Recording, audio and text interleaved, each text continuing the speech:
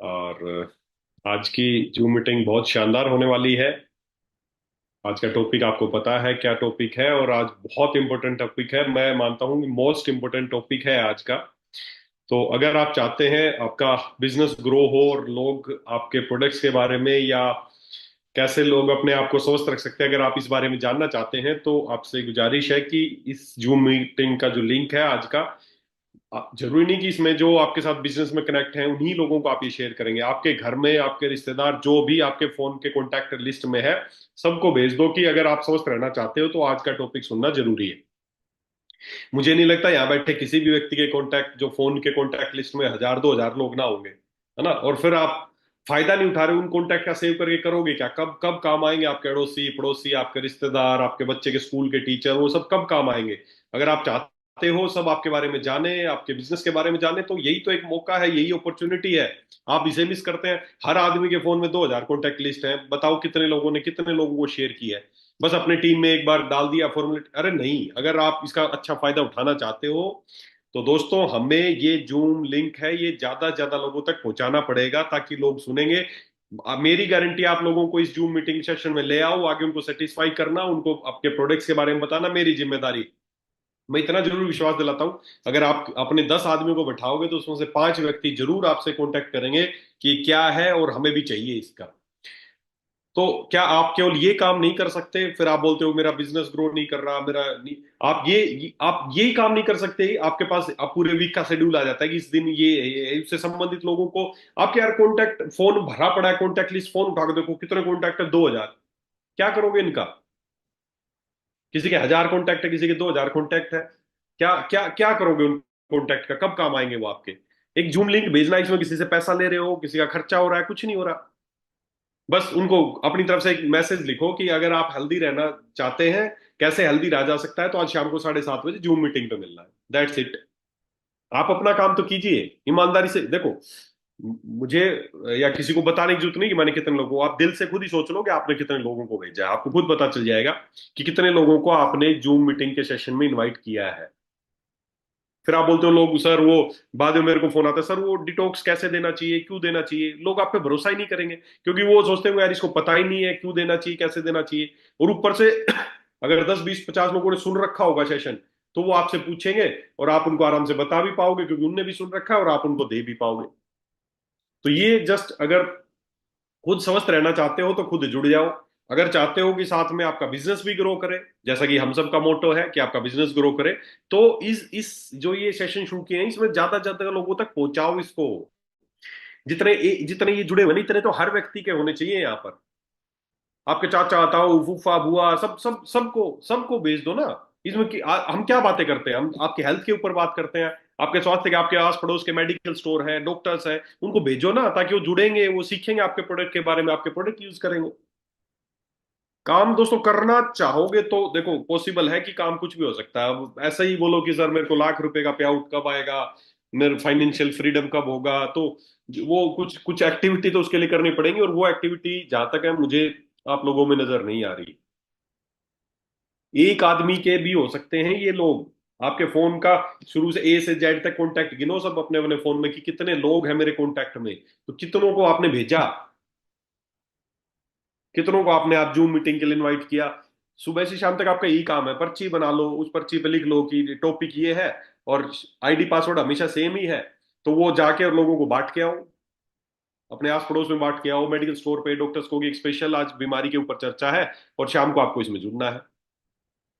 तो दोस्तों, करना चाहोगे तो डेफिनेटली पॉसिबल है। अगर ऐसा ही बस टाइम पास कर रहे हो, फॉर्मेलिटी करनी है, तो बस जब भी हुआ ऑन खुद फोन लिया, उठाया, ऑन करके बैठ गए, सामने लेट रहे हैं, काम कर रहे हैं, आराम से कुछ भी कर रहे हैं, सत्संग चल रहा है, सुनेंगे, 1 घंटे बाद मजा आ गया, रख देंगे। कभी भी बड़े बड़े बड़ा बिजनेस नहीं कर पाओगे। कभी बड़े बड़े व्यक्ति, अगर आप चाहते हो ना कि मैं एक अलग अलग श्रेणी में आऊं, जो लीडरशिप की श्रेणी में आऊं, मैं भी एक अच्छा कमाऊं, आपके परिवार की भी इच्छा है कि हमारा हमारे लिए कुछ अच्छा करे, लेकिन ऐसा बहुत ज्यादा एक्टिविटी आप लोगों में मुझे नजर नहीं आ रही कि ऐसा करते हैं आप लोग। तो एक बार कोशिश कीजिए, फटाफट ज्यादा से ज्यादा लोगों तक लिंक शेयर कीजिए, ज्यादा से ज्यादा। अरे आज इसमें ना किसी का फी लग रहा है, ना आपको होटल बुक करना है, ना हॉल बुक करना है, बैठे बैठाए हेल्थ की जानकारी, हेल्थ के ऊपर हमें बात करनी है। वीक में 2 दिन हमें अलग अलग 2 दिन ये टॉपिक रहता है, इसके अलावा और भी टॉपिक हैं, चाहे हमारे डायरेक्टर्स हों, चाहे सभी लोगों का आपको पूरा शेड्यूल मिलता है।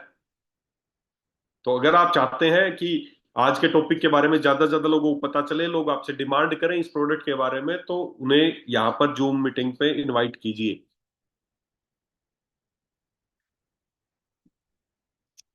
5 मिनट बाद हम अपना टॉपिक शुरू करते हैं, तब तक कोशिश करें। तेजी से संख्या बढ़ रही है तो कुछ लोग और जुड़े हैं, फिर हम अपनी बात शुरू करेंगे। ये जो टूल बना है ना, ये टूल है, ये ऑनलाइन मीटिंग का एक टूल है। इसको इस्तेमाल करना सीखिए। इस्तेमाल नहीं कर रहे हैं आप दोस्त, इस्तेमाल नहीं कर पा रहे, बिल्कुल इस्तेमाल नहीं कर रहे हैं।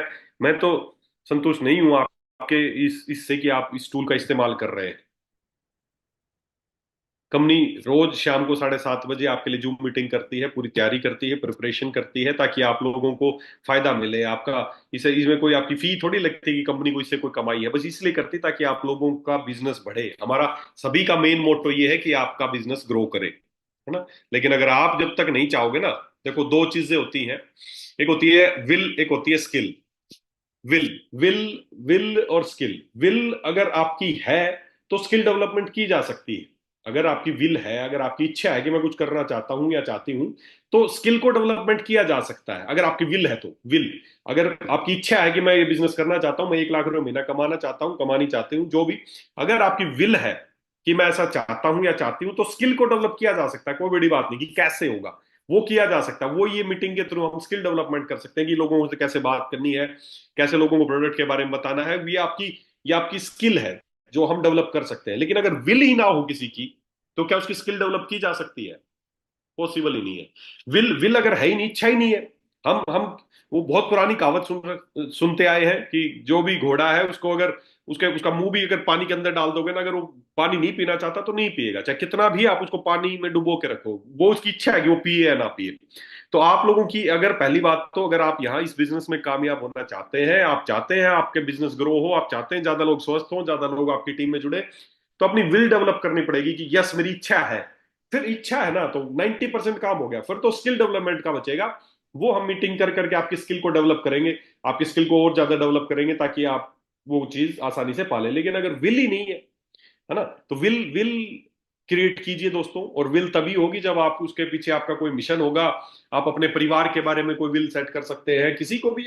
वैसे तो बहुत सारे रीजन है विल क्रिएट करने के, लेकिन अगर आप अपने जीवन से जो है उतने से ही संतुष्ट हैं और चाहते हैं कि आपका परिवार वही साधारण जीवन जीता रहे, आपके बच्चे अभाव में जीते रहे, आपकी पत्नी अभाव में जीती रहे, तो ठीक है, आपकी विल कभी क्रिएट। लेकिन अगर हाँ, कुछ करके एक्स्ट्रा ऑर्डिनरी करके दिखाना चाहते हो कि आपका परिवार आप पे गर्व करे, तो आपके अंदर एक विल होनी चाहिए, यस मैं करना चाहता हूं। तरीके तो फिर बहुत सारे मिल जाएंगे, बस आपके अंदर एक विल क्रिएट होनी चाहिए ना, एक एक्साइटमेंट होना चाहिए, यस मैं करना चाहता हूं। फिर देखना कैसे तरीके तो अपने आप निकल जाएंगे। हम में से बहुत सारे लोग हैं, साथ ज्वाइन किया, आज कुछ लोग हैं 1 लाख 2 लाख 50,000 तक पहुंच गए। आप अगर नहीं पहुंच पाए हैं वहां तक, तो इसका मतलब एक ही सिस्टम है, सब कुछ एक है, आप क्यों नहीं पहुंच पाए? एक बार अपने अंदर जाके देखे कि कहीं ना कहीं जो भी जिस पार्ट पे कमी है, कहीं ना कहीं हमारे पार्ट में कमी है। मुझे बड़ा आप परिवार के सदस्य हैं इसलिए मैं बोलता हूं, क्योंकि मुझे कई बार बड़ा दुख होता है कि आप लोग कई कई लोग हैं, कई महीने कई साल से लगे हुए हैं, लेकिन वो जो सफलता चाहिए वो नहीं ले पा रहे हैं। तो कहीं ना कहीं एक बार अपने अंदर जाके देखिए कि क्या हमें जो आपका पार्ट है वो करना चाहिए, क्या आप वो कर रहे हैं? क्या आप बहुत सारे लोगों को आज जूम लिंक आपने भेजा था? क्या आपकी कंपनी की कोई भी मीटिंग होती है उसके लिए लोगों को आप अपना पार्ट कर नहीं रहे, दूसरा पार्ट आप चाहते हैं कि आपको भी 1 लाख रुपए महीना आने लगे? तो दोस्तों, अब अपना जो आपके लेवल का पार्ट है, तो जो जो ये जो मीटिंग की संख्या है ना, 600-700 लोग, ये क्या आपके आपके मैं लोग यूज ही नहीं करते आपकी, आपकी कॉन्टैक्ट लिस्ट यूज नहीं कर रहे हो आप। कोई भी आपके अड़ोसी पड़ोसी रिश्तेदार फलाना दिन का कितने लोगों के नाम नंबर सेव कर रखे हैं, अगर उन सबको भेजो कि आज अपनी तरफ से कोई मैसेज बना के भेजो जो आपको अच्छा लगे, स्वस्थ रहना सीखें कैसे, शाम को जूम मीटिंग पे जुड़े। तो दिन भर आपके अभी काम ही अगर वेदर एक्स कर रहे हो, तो दिन भर काम क्या आपके पास यही काम है? लोगों से बात करो कि आज शाम को ना एक इंपॉर्टेंट जूम मीटिंग है, उसमें आज आपको हेल्थ के बारे में। खुद ही सोच लो, आज सुबह से आपने, जितने लोग भी जुड़े हैं, कितने लोगों ने आज सुबह से अब तक लोगों को फोन करके जूम मीटिंग के बारे में बताया। खुद पता चल जाएगा आप कितना काम कर रहे हो। कितने लोगों को आपने फोन किया कि आज एक इंपॉर्टेंट मीटिंग है और उसमें आज हम बात करेंगे स्वस्थ रहने के बारे में, तो कितने लोगों तक आपने अपनी बात पहुंचाई, कितने लोगों को फोन किया, कितने लोगों को मैसेज किया। बस कोई ग्रुप बना है, उसमें एक बार डाल के फॉर्मेलिटी कर देते हो। सोचो दोस्तों एक बार, है ना, सोचो। किसी को किसी को धोखा नहीं दे रहे हो, सबसे बड़ा धोखा अपने परिवार, अपने बच्चों, उनको दे रहे हो। उनको लगता होगा कि बहुत बड़ा डेडिकेशन के साथ काम कर रहे हैं, बहुत बड़ा बिजनेस की वो प्लानिंग कर रहे हो, लेकिन अगर कहीं ना कहीं लापरवाही कर रहे हो तो उनको धोखा दे रहे हो आप। तो एक बार और गहनता से सोचें। और चलिए, काफी सारे लोग हमारे साथ कनेक्ट हो रहे हैं और लगातार संख्या बढ़ती जा रही है। आज का टॉपिक है, आप सबको पता है कि इंपॉर्टेंस ऑफ डिटॉक्सिफिकेशन, कि शरीर का जो डिटॉक्सिफिकेशन है उसकी क्या आवश्यकता है, या वो आपको स्वस्थ रहने में कैसे हेल्प कर सकता है। आज इस विषय पे आज हम बात करने वाले हैं। तो लोग जुड़ रहे हैं फटाफट, संख्या भी तेजी से बढ़ रही है। काफी मेरी जो भी जहाँ पे भी मैं वैसे भी ट्रेनिंग के लिए जाता हूँ, तो हर जगह में जाके सबसे पहले जो मेरा टॉपिक यही होता है कि डिटॉक्सिफिकेशन या डिटॉक्स के विषय में हम बात करते हैं, क्योंकि ये बहुत इंपॉर्टेंट टॉपिक है। और कई बार लोग मेरे को बोलते हैं, सर आप 5 साल पहले भी आपने बताया था कि बीमारी का कारण ये है, आज भी आप वही बता रहे हो। तो भाई साहब, मैं हर बार बीमारी के कारण चेंज नहीं कर सकता। बीमारी के जो कारण है वो वही रहेंगे, उसी वजह से लोग बीमार पड़ते हैं और वो वही रहेंगे। मैं हर बार हर मीटिंग में बीमारी के कारणों को नहीं बदल सकता। आपके क्यों आप बीमार पड़ते हो, क्यों आप स्वस्थ नहीं हो रहे हो, ये वही रहेंगे। आज से लगभग 8 8 9 साल पहले मेरी एक, मैं प्रीवियस कंपनी में था, एक सीडी सीडी मैंने बनाई थी, एक टूल बनाया था। बहुत सारी वो सीडी बिकी थी, लाखों की संख्या में सीडी बिकी थी। उस सीडी का नाम भी यही था, detoxification of the body. Body की सर्विसिंग कैसे करें, या बॉडी का डिटॉक्सिफिकेशन कैसे करें, क्यों वो जरूरी है, वही मेरा टॉपिक था आज से 8 9 साल पहले भी। और आज भी मैं वही बता रहा हूँ कि मोस्ट इंपॉर्टेंट चीज मोस्ट इंपॉर्टेंट चीज जो आपके और आपके स्वास्थ्य के लिए है, वो है डिटॉक्सिफिकेशन। कैसे है, क्यों है, कैसे करना चाहिए, थोड़ा सा आज उसके विषय में हम बात करने वाले हैं।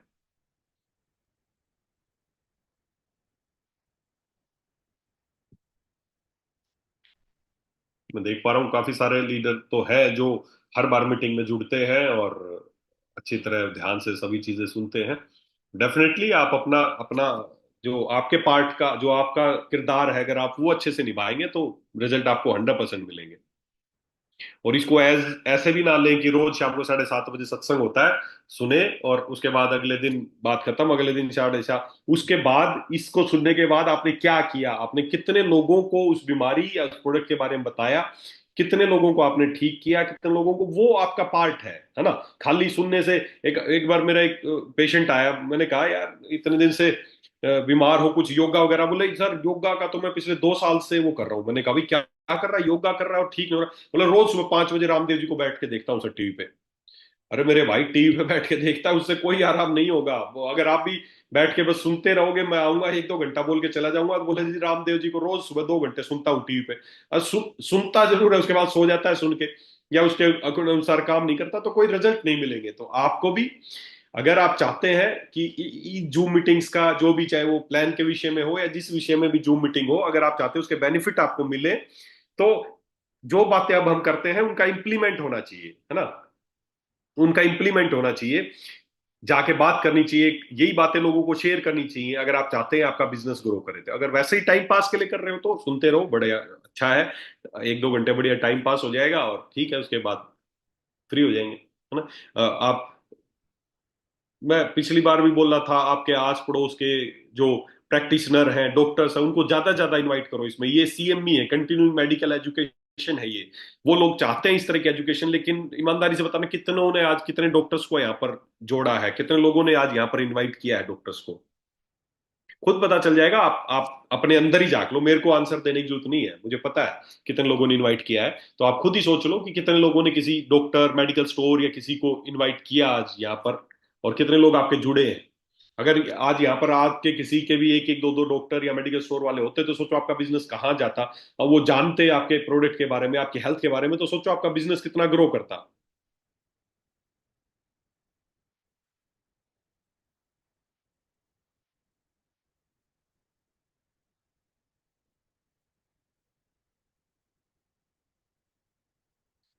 चलिए, कुछ क्वेश्चन भी कुछ लोगों के आ रहे हैं, मैं सभी क्वेश्चन तो नहीं पढ़ पाऊंगा। ये कौन से टॉक्सिन्स हैं उसके बारे में भी बताइए सर।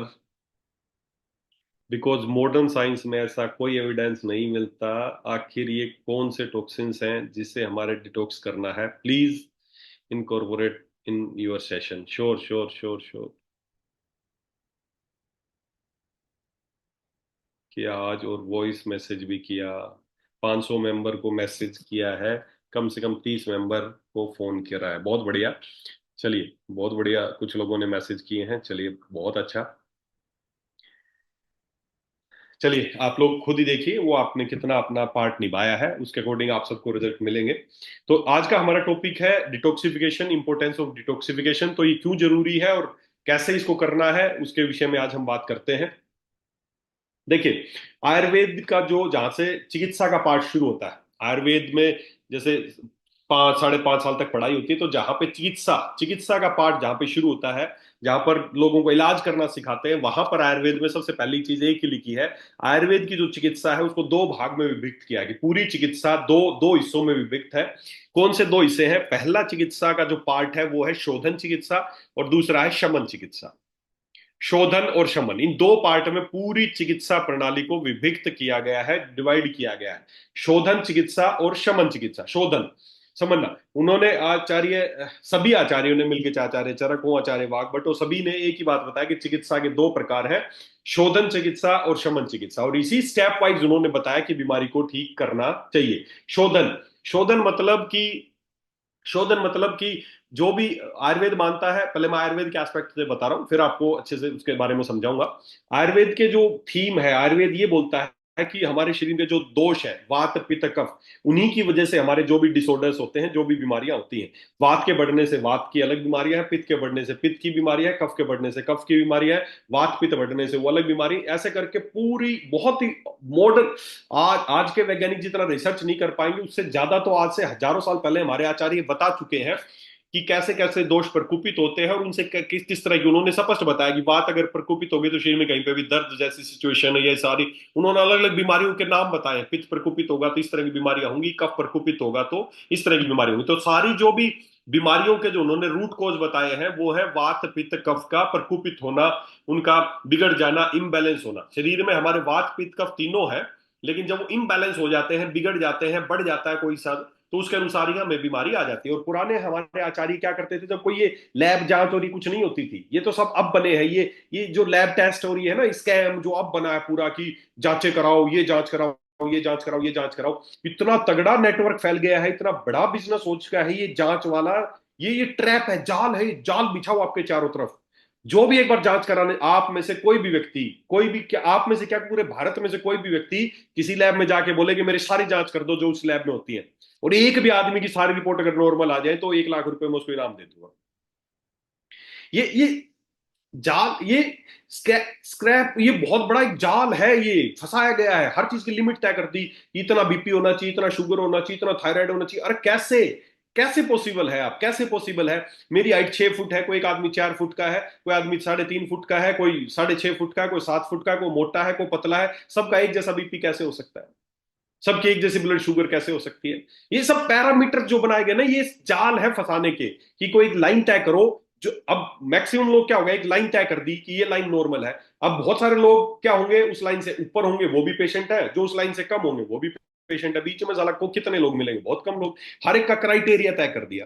तो पहली बात तो जितने भी ये डायग्नोस्टिक बहुत ज्यादा जो टेस्ट होते हैं ना, ये बहुत एक एक कोई हो ही नहीं सकता क्राइटेरिया। जैसे मान लेते हैं, ये क्राइटेरिया कैसे सेट किए हैं, मैं हूं और 8-10 आदमी और लिए, 10 आदमियों को लिया और 10 आदमियों को पैर का साइज माप लिया, कि यार सबका एक एवरेज एक पैरामीटर निकालते हैं क्या होना चाहिए पैर का साइज।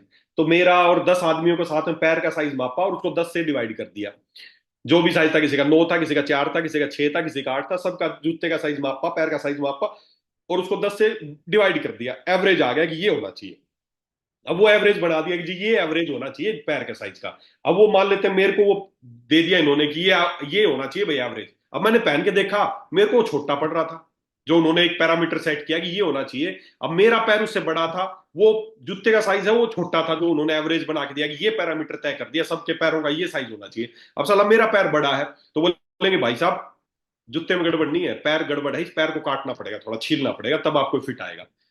अरे साला उल्टा हो रहा है। जूते के अनुसार, पैरों के अनुसार जूते नहीं बन रहे, जूता तैयार कर दिया उसके अनुसार पैर को काटो। अब आपका फिट होना चाहिए, गलत है, आपका पैर में गड़बड़ है। ये जूता तो बिल्कुल हमने एवरेज बना के निकाला है, ये तो फिट होना चाहिए था। आपको क्यों नहीं हुआ कि आपका पैर काटना पड़ेगा आगे पीछे से थोड़ा, तब फिट आ जाएगा इसमें।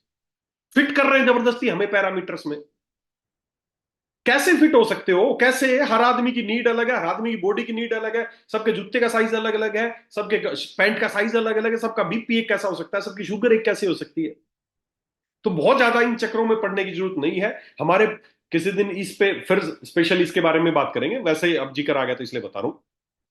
तो ये पैरामीटर्स बहुत ज्यादा नहीं बताते हैं आप बीमार हो या नहीं हो। ये बनाए गए, एवरेज बनाए गए कि 100 आदमियों का बीपी मापा और उनको 100 से डिवाइड कर देते, एवरेज बीपी आ गया, इतना एवरेज बीपी होना चाहिए। अब उसमें सेट होना पड़ेगा आपको, जैसे उन्होंने बताया ना जूता, अब वो जूता एवरेज जूता, उसमें मुझे सेट होना पड़ेगा, नहीं तो मैं बीमार हूं ना, तो पेशेंट हूं, मेरा पैर में गड़बड़ है।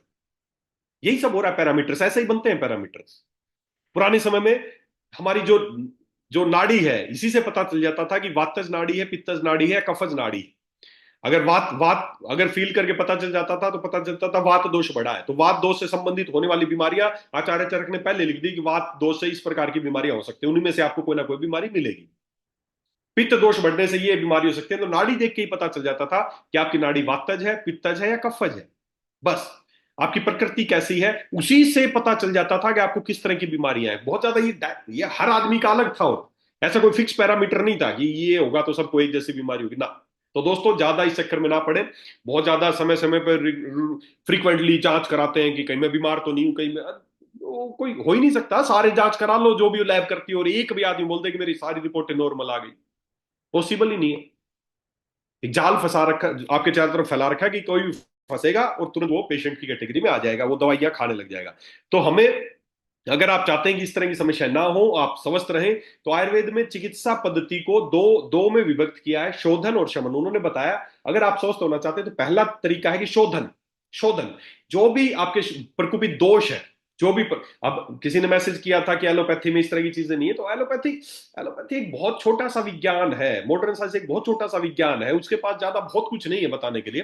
तो जब भी हमारे दोष वात पित्त कफ प्रकोपित हो जाते हैं, तो आयुर्वेद ने बताया कि सबसे पहले उन दोषों को निकाल दो बाहर, शोधन करो। पहला काम है शोधन। जैसे ही आप शोधन करोगे 85% 90% समस्याएं खत्म हो जाएगी। उसके बाद अगर थोड़ा बहुत इम्बैलेंस बचता है तो उसका करो शमन। शमन मतलब उसकी औषधियां, उसके अनुसार जो भी आपने चीज तैयार करी है वो दो और उसका शमन कर दो, और आपका स्वास्थ्य आपको मिल जाएगा। तो सबसे पहले करना है शोधन। शोधन, है ना। जब आप बीमार, किसी भी आपके जो भी आपको रहस्य बता रहा हूं ठीक होने का, बीमारी को ठीक करने का और 100 साल तक स्वस्थ रहने का रहस्य बता रहा हूं आपको। आप कभी भी बीमार नहीं पड़ेंगे, कभी भी आपको बीमारी होगी तो तुरंत ठीक हो जाएंगे। उसका सबसे सबसे इंपॉर्टेंट चीज है कि हमें समय समय पर शरीर का शोधन करना चाहिए। जो भी फालतू के प्रकोपित दोष है वो सारे दोष निकल जाने चाहिए। अब बता तो दिया आयुर्वेद में कि शोधन कर्म करना चाहिए, लेकिन कैसे होगा शोधन कर्म? उसके लिए आयुर्वेद में एक चिकित्सा प्रणाली है जिसको बोलते हैं पंचकर्म चिकित्सा। पंचकर्म, उसमें अलग अलग थेरेपीज की जाती हैं, अभ्यंग, स्वेदन, वमन, विरेचन, वस्ती, नश्य, रक्त मोक्षण, ऐसी ये पद्धतियां हैं। इन पद्धतियों के द्वारा शरीर से टॉक्सिन्स को बाहर निकाला जाता है, जिसे शोधन होता है। फिर उसके बाद दवाइयां देके, उसको औषधियां देके, उसका जो थोड़ी बहुत बीमारी बची उसका शमन किया जाता है। तो ये तरीका है। लेकिन अब हर आदमी के पास ना इतना समय है कि वो समय समय पे अपना शोधन कराए, जाके आयुर्वेदिक जो औषधालय है या आयुर्वेदिक जो चिकित्सालय उसमें जाए। बताया गया है साल में एक बार हर व्यक्ति को, बल्कि आयुर्वेद में 2 बार बताया गया है कि साल में 2 बार शरीर का शोधन करना चाहिए अगर आप चाहते हैं कि आप हमेशा स्वस्थ रहे। तो शोधन करना चाहिए, लेकिन वो अब पॉसिबल नहीं है, ना किसी के पास इतना समय है कि वो साल में 2 बार जाए, कहीं पर एडमिट हो, जाके अपना शोधन कराए। तो कैसे इस शोधन को आदमी अपने घर पे ही कर सकता है, कैसे वो शोधन की प्रक्रिया अपने घर पे ही कर सकता है? उसी से प्रेरित होकर मैं पिछले कुछ वर्षों से इसी पे मैं सोचता रहता था कि यार हमें कोई ऐसी चीज तैयार करनी चाहिए कि आदमी का घर पे ही शोधन हो जाए और उसको बार बार हॉस्पिटल ना जाना पड़े और वो स्वस्थ भी हो जाए। क्योंकि हर व्यक्ति के पास समय नहीं कि जाके पंचकर्म कराए, शोधन चिकित्सा कराए। लेकिन इंपॉर्टेंट यही है कि कैसे होगा वो तो बात करेंगे, लेकिन सबसे इंपॉर्टेंट है कि अगर आप स्वस्थ रहना चाहते हैं और चाहते हैं कि आप कभी बीमार ना पड़े, और बीमार हो गए तो ठीक होना चाहते हैं, तो उसका पहला स्टेप जीवन में एक ही अपनाना है, वो है शोधन। शोधन, हमें शरीर के जो फालतू चीजें हैं, प्रकोपित चीजें हैं, उनको शरीर से बाहर निकालना चाहिए। देखिए, अगर बीमारी को ठीक करना चाहते हैं तो सीधी सी बात है, अगर स्वस्थ रहना चाहते हैं तो शोधन करना ही है। अगर आप बीमार हो गए हैं और बीमारी को ठीक करना चाहते हैं तो सीधा सा फंडा एक ही है। कोई भी बीमारी है ना, बीमारी, कोई भी बीमारी है, वो क्यों हुई है, उसके कारण का अगर इलाज करेंगे तो बीमारी को आप ठीक कर सकते हैं। जैसे आज जो भी अगर हम बात करें, मैं अगर स्क्रीन शेयर करके बात देखूं,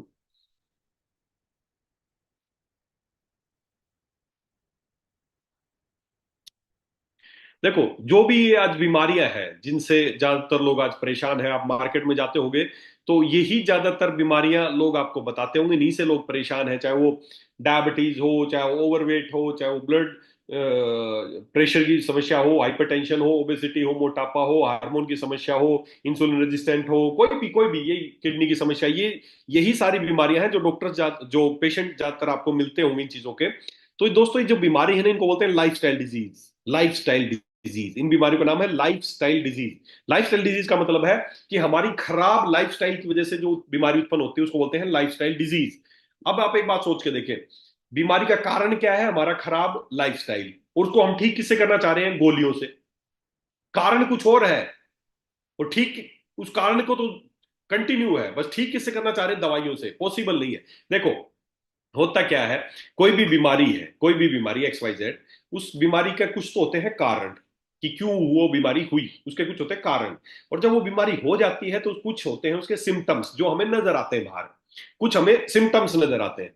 तो ये तीन चीजें हैं। अब मेरे को एक आप बात बताओ, आप सभी लोग खुद समझदार आदमी हो, एक बात बताओ, कोई भी बीमारी हो गई, जैसे मान लेते हैं डेंगू हो गया, और डेंगू का कारण क्या है? डेंगू का वायरस, मच्छर ने काटा, डेंगू का वायरस आपके अंदर गया, और अब उसके लक्षण क्या नजर आएंगे आपको? कैसे पता चलेगा डेंगू हो गया? बुखार होगा, सिर दर्द होगा, बदन दर्द होगा, वोमिटिंग होगी, ऐसे कुछ आपके लक्षण नजर आएंगे। ये है सिम्टम्स। सिम्टम्स। अब आप मेरे को एक बात बताओ, अगर डेंगू को खत्म करना है तो किसका इलाज आपको करना चाहिए? लक्ष्य सिम्टम्स का इलाज आपको करना चाहिए, सिम्टम्स का इलाज करना चाहिए, या कारण का इलाज करना चाहिए? किसका इलाज आपको करना चाहिए? अगर बीमारी को हमेशा के लिए खत्म करना है तो सीधी सी बात है, अगर आप लक्षण का इलाज करेंगे, सिम्टम्स का इलाज करेंगे, तो कभी भी डेंगू को बुखार की गोली, सिर दर्द की गोली, उल्टी की गोली, क्या ऐसी गोली दे के क्या जिंदगी भर इसको कभी खत्म किया जा सकता है? नहीं किया जा सकता। अगर डेंगू को खत्म करना है तो वायरस का इलाज करना पड़ेगा, कारण का इलाज करना। आज ये जो जो लाइफस्टाइल डिजीज है ना, ये क्यों ठीक नहीं हो रही? क्योंकि आज हम जो इलाज कर रहे हैं ना, वो कारण का इलाज नहीं कर रहे हैं, वो सिम्टम्स का इलाज कर रहे हैं, लक्षणों का इलाज कर रहे हैं। शुगर की बीमारी में जो आप इलाज कर रहे हो, किस चीज का कर रहे हो? शुगर बढ़ गई, इसको कम करने का इलाज कर रहे हो। शुगर की बीमारी में शुगर बढ़ना बीमारी नहीं है, वो तो उसका एक लक्षण है। बीपी की बीमारी में बीपी बढ़ना बीमारी नहीं है, वो तो उसका एक लक्षण है। कैंसर में ट्यूमर बनना बीमारी नहीं है, तो उसका एक लक्षण है, उसका सिम्टम है। आज हम एक ही गलती कर रहे हैं, क्यों बीमारी ठीक नहीं हो रही? क्योंकि केवल लक्षणों का इलाज कर रहे हो, बीमारी के कारण का इलाज नहीं कर रहे हो। दोस्तों अगर आप चाहते हो कि बीमारियां परमानेंट ठीक हो, आपकी शुगर, बीपी, थायराइड, गठिया, सर्वाइकल, माइग्रेन, दमा, नजला, जो भी बीमारी आपके दिमाग में नाम आते हो, ये सभी तरह की बीमारी ठीक हो सकती हैं। बस एक काम करना पड़ेगा, हमें बीमारी के लक्षण का नहीं, बीमारी के कारण का इलाज करना पड़ेगा। अभी कर क्या रहे हो? शुगर बढ़ गई, उसको कम करने की गोलियां खानी शुरू कर दी। बीपी बढ़ गया, उसको कम करने की दवाई खानी शुरू कर दी। थायराइड कम हो गया, उसकी गोली खानी शुरू कर दी। कैंसर ट्यूमर बन गया, उसको जलाने की, काटने की दवाइयां खानी शुरू कर दी। कीमोथेरेपी लगवानी शुरू कर दी। ये क्या हो रहा है सारा? इससे बीमारी ठीक होगी क्या? कभी नहीं हो सकती। क्यों नहीं हो सकती? क्योंकि हम बीमारी के कारण का तो इलाज कर ही नहीं रहे हैं, हम तो उसके खाली लक्षणों को दबा रहे हैं। क्या लक्षणों का इलाज करके? शुगर की गोली खा के कभी शुगर को ठीक नहीं किया जा सकता, बीपी की गोली खा के कभी बीपी को ठीक नहीं किया जा सकता है। अगर बीमारी को ठीक करना चाहते हो तो सीधा सा फंडा है, हमें बीमारी के लक्षणों का नहीं, बीमारी के कारण का इलाज करना पड़ेगा। और कई लोग बोलते हैं ना, क्या फर्क है आयुर्वेद में और एलोपैथी में? बस यही फर्क है। एलोपैथिक चिकित्सा, एलोपैथिक चिकित्सा का सिद्धांत क्या है, वो क्यों बनी है, आप गूगल पे सर्च करना कि एलोपैथिक चिकित्सा का सिद्धांत क्या है, एलोपैथिक चिकित्सा क्यों बनाई गई, उसका क्या सिद्धांत है, तो आपको आंसर में एक ही चीज लिखी आएगी। एलोपैथिक चिकित्सा का प्रिंसिपल क्या है? एलोपैथिक चिकित्सा सिम्टोमेट्रिक ट्रीटमेंट करती है। इसमें किसी कोई डॉक्टर्स की गलती नहीं कि वो दवाइयां खिला रहे हैं, ये कर रहे हैं ना। इसमें सीधा सा फंडा है कि चिकित्सा पद्धति का सिद्धांत ये है कि एलोपैथिक चिकित्सा पद्धति सिम्टम्स का इलाज करती है, लक्षणों का इलाज करती है। वो तो चिकित्सा पद्धति खुद ही चिल्ला चिल्ला के बोल रही है, भाई हम बीमारी का नहीं, हम तो बीमारी के लक्षणों का इलाज करने के लिए बने हैं। अब आप खुद समझदार हो, अगर जिंदगी भर बीमारी के लक्षणों का इलाज करते रहना है तो खाते रहो दवाइयां। अगर चाहते हो बीमारी को जड़ से खत्म करना तो उसके कारण का इलाज करना पड़ेगा। कारण, कारण का इलाज करना पड़ेगा।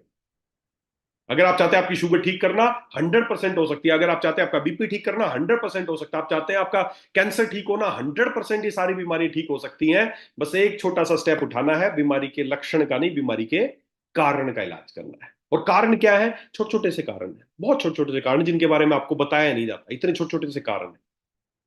दोस्तों, आपकी 85% बीमारियों का तो जो मुख्य कारण है, मैं आज आपसे शेयर कर दूं, जिसकी वजह से हम ज्यादातर लोग बीमार हैं। कारण बड़ा छोटा सा है, लेकिन हम उसको समझ नहीं रहे हैं, उस पर काम नहीं कर रहे हैं। जिस दिन उस पर काम करना शुरू कर दोगे, 85% बीमारियां खत्म हो जाएंगी। तो क्या है वो कारण, उसके बारे में जानने की कोशिश करते हैं। देखिए, ये बीमारियां है ना, जैसे कोई भी मान लेते हैं, एक पेड़ का एग्जाम्पल लें। कोई पेड़ है और मान लेते हैं बीमारियां हैं, obesity, thyroid, anxiety, heart disease, hormone imbalance, फलाना ढिमका, जो हमें ऊपर नजर आ रही है। अब ये पेड़ जो खड़ा है ना, ये क्यों खड़ा है? जो ऊपर हमें नजर आ रहा है क्यों खड़ा है? क्योंकि नीचे इसकी जड़ें हैं।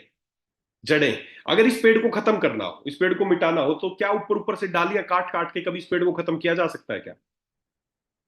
जो हमें दिख रहा है ऊपर, उसका असली अस्तित्व का कारण क्या है? क्योंकि नीचे उसकी जड़ें हैं। अगर इस पेड़ की ऊपर डालियों को यहां से काटोगे, और ज्यादा फैलता जाएगा, और काटते जाओ काटते जाओ काटते जाओ। कैंसर हो गया, यहां से काटना शुरू कर दिया। डायबिटीज हो गया, यहां से काटना शुरू कर दिया। हार्ट की समस्या होगी, यहां से काटना शुरू कर दिया। हाइपरटेंशन हुई, यहां से काटना शुरू कर दिया। जो बीमारी हुई उसके अनुसार दवाइयां खानी शुरू कर दी। क्या कभी इस टहनियों को काट के इस पेड़ को खत्म किया जा सकता है? नहीं किया जा सकता। अगर इस पेड़ को खत्म करना है तो कैसे खत्म होगा? इसकी जड़ों को काटना पड़ेगा। जैसे पेड़ की जड़ें काटोगे, ऊपर का पेड़ अपने आप खत्म हो जाएगा। इसी तरह अगर आप चाहते हो ये thyroid, anxiety, diabetes, cancer, obesity, PCOD, heart disease, hormone imbalance, hypertension, ये सब बीमारियां अगर ठीक करना चाहते हो, तो इलाज किसका करना पड़ेगा? जो इसके कारण है। और कारण क्या है? बहुत छोटे छोटे से कारण है। बहुत छोटे छोटे से कारण है। Process food, stress, lack of sleep, smoking, alcohol, lack of socialization, inactivity, healthy diet, ये बहुत छोटे छोटे से कारण है। लेकिन हमें उन कारणों के बारे में बताया ही नहीं जाता। हमें तो सीधा जो भी जाता है, शुगर हो गई, ले भाई दवाई शुरू कर। बीपी हो गया, ले भाई दवाई शुरू कर। थायराइड हो गया, ले भाई दवाई शुरू कर। हमें सीधा दवाई के बारे में बताया जाता है। क्यों आपको शुगर हुई, क्यों आपको बीपी हुआ, उसके बारे में कोई बताता ही नहीं है। तो दोस्तों, अगर आप चाहते हो सब बीमारियां, आप हमेशा के लिए ठीक करना चाहते हो, स्वस्थ रहना चाहते हो, अपने परिवार को स्वस्थ करना चाहते हो, तो हमें बीमारी के कारण का इलाज करना पड़ेगा। और 85% बीमारियों का एक मुख्य कारण है, वो मैं आपको बता देता हूं। हमें करना चाहिए कारण पे काम, और कर क्या रहे हैं हम? ये खा रहे हैं दवाइयां। बिजनेस है ये, बिजनेस। बिजनेस है ये। करोड़ों रुपए की रोज दवाइयां बिकती बिकती हैं, बीपी और शुगर की। चाहेंगे क्या वो लोग जिनकी करोड़ों रुपए की गोलियां बिकती हो, एक इतना बड़ा बिजनेस चल रहा हो, क्या वो लोग चाहेंगे आपका बीपी और शुगर हमेशा के लिए ठीक हो जाए? कोई चाहेगा क्या? कोई नहीं चाहेगा। सब चाहेंगे बढ़ती जाए जनसंख्या और बीमारी फैलती जाए और हमारा धंधा चलता रहे। कोई नहीं चाहता है। क्यों? क्योंकि इस तरीके से कभी ठीक नहीं हो सकते। उनको पता है जो एक बार शुगर की गोली खाएगा उसको जिंदगी भर खानी पड़ेगी। तो दोस्तों, हमें करना क्या है? हमें बीमारी के कारण का इलाज करना पड़ेगा। और जो सबसे मुख्य कारण है वो क्या है? 85% of disease are due to toxic colon. मैं हर बार बोलता हूं, फिर वही बोल रहा हूं। हमारी होने वाली 85% बीमारियों का जो मुख्य कारण है वो है हमारा टॉक्सिक कोलोन। हमारा जो कोलोन है वो गंदा है, जिसकी वजह से हमें बीमारियां होती हैं। और ये कौन बोल रहा है? Royal society of medicine, London की एक बहुत बड़ी संस्था है, जो पूरे वर्ल्ड में सर्वे करती है कि क्यों लोग बीमार पड़ रहे हैं, क्यों ये लाइफस्टाइल डिजीज ज्यादा बढ़ रही है। तो उसमें उनका जो सर्वे था भारत का, उसमें ये रिजल्ट आया कि 85% लोग यहाँ पर क्यों बीमार है? क्योंकि उनका जो कोलोन है वो टॉक्सिक है। और इसी बात को अगर मैं आयुर्वेद के दृष्टिकोण से बोल दो, मॉडर्न साइंस ने बोला 85% बीमारियों का कारण है टॉक्सिक कोलोन, और आयुर्वेद ने बोला आम हर बीमारी की जड़ है। अब इन दोनों के बारे में समझते हैं क्या होता है। टॉक्सिक कोलोन का क्या मतलब है? पहली बात ये समझते हैं। देखिए, टॉक्सिक कोलोन का मतलब सीधा सा है, ये आपका कोलोन है। ये आपका कोलोन है। खाने की नलकी से लेके, ये खाने की नलकी है। ये खाने की नलकी है। इधर ये स्टमक आ गया, फिर इधर से यहां से छोटी आंत शुरू होती है, सारी छोटी आंत है। और छोटी आंत के बाद ये हमारी बड़ी आंत यहाँ से शुरू होती है, इधर से बड़ी आंत, बड़ी आंत, बड़ी आंत, और यहाँ से बड़ी आंत खत्म होती है, हमारा मलद्वार। ये जो पूरा है इसको बोलते हैं कोलोन। और एक अडल्ट व्यक्ति का, स्वस्थ व्यक्ति का जो कोलोन है, वो लगभग 28 से 30 फीट लंबा होता है। अब टॉक्सिक कोलोन का क्या मतलब है? टॉक्सिक कोलोन का मतलब हमारा जो कोलोन है, जो कोलोन है, इसका गंदा हो जाना, या इसका साफ ना रहना, या इसमें कचरा जम जाना, उसको बोलते हैं टॉक्सिक कोलोन। और ये सीधी सी बात है, आप छोटे से एग्जांपल से समझ सकते हैं। आप रोजाना, आप अपने मुंह को रोज ब्रश करते हैं, क्यों करते हैं? क्योंकि जब आप खाना खाते हैं, वो खाना आपके यहाँ पे चिपका रह जाएगा दांतों में, अगर उसको साफ नहीं करेंगे तो स्मेल आने लगेगी, सड़ने लगेगा। अगर 2 दिन साफ नहीं करोगे तो बहुत स्मेल आने लगेगी। अगर 2 महीने नहीं करोगे तो पूरा मुंह सड़ जाएगा। अगर 2 साल ना करो मुंह को साफ, तो सोच के देखो क्या हालत होगी। रोजाना हम इस मुंह को साफ करते हैं, क्योंकि खाना खाते हैं। अब आप कूड़ा कचरा थोड़ी खाते होगी इसलिए साफ करना। अच्छी अच्छी चीज खाते हो, रोटी सब्जी दाल चावल, जो भी मिठाई जो भी सब खाते हैं पूरे भारत में, अच्छी चीजें खाते हो। फिर भी अगर क्यों सड़ जाएगा? क्योंकि इसको साफ नहीं किया हमने। उसी तरह जब वही खाना आपके अंदर भी जाता है, यहाँ सब जगह पूरे ट्रैक में चिपकता है, सब जगह चिपकता है, बाहर कहां से निकलता है? हमारे मल द्वार से। और जहां से बाहर निकलता है, मैं उम्मीद करता हूं वहां पे भी हम सब लोग रोजाना धोते होंगे। 2 दिन नहीं धोगे तो क्या हालत होगी, खुद सोच के देख लो। तो सीधा सा फंडा है, हम क्या गलती कर रहे हैं? ये जो कोलोन है ना, 30 फीट का कोलोन है, इसके ऊपर वाला किनारा, इसको भी रोज धो रहे हो। और जो इसका नीचे वाला किनारा है, जहां से मल निकलता है, उसको भी रोज धो रहे हो। ऊपर और नीचे का किनारे को रोज साफ कर रहे हो, लेकिन बीच का जो 30 फीट इलाका क्या है, उसके बारे में सोचा कभी? क्या हालत हो रही होगी?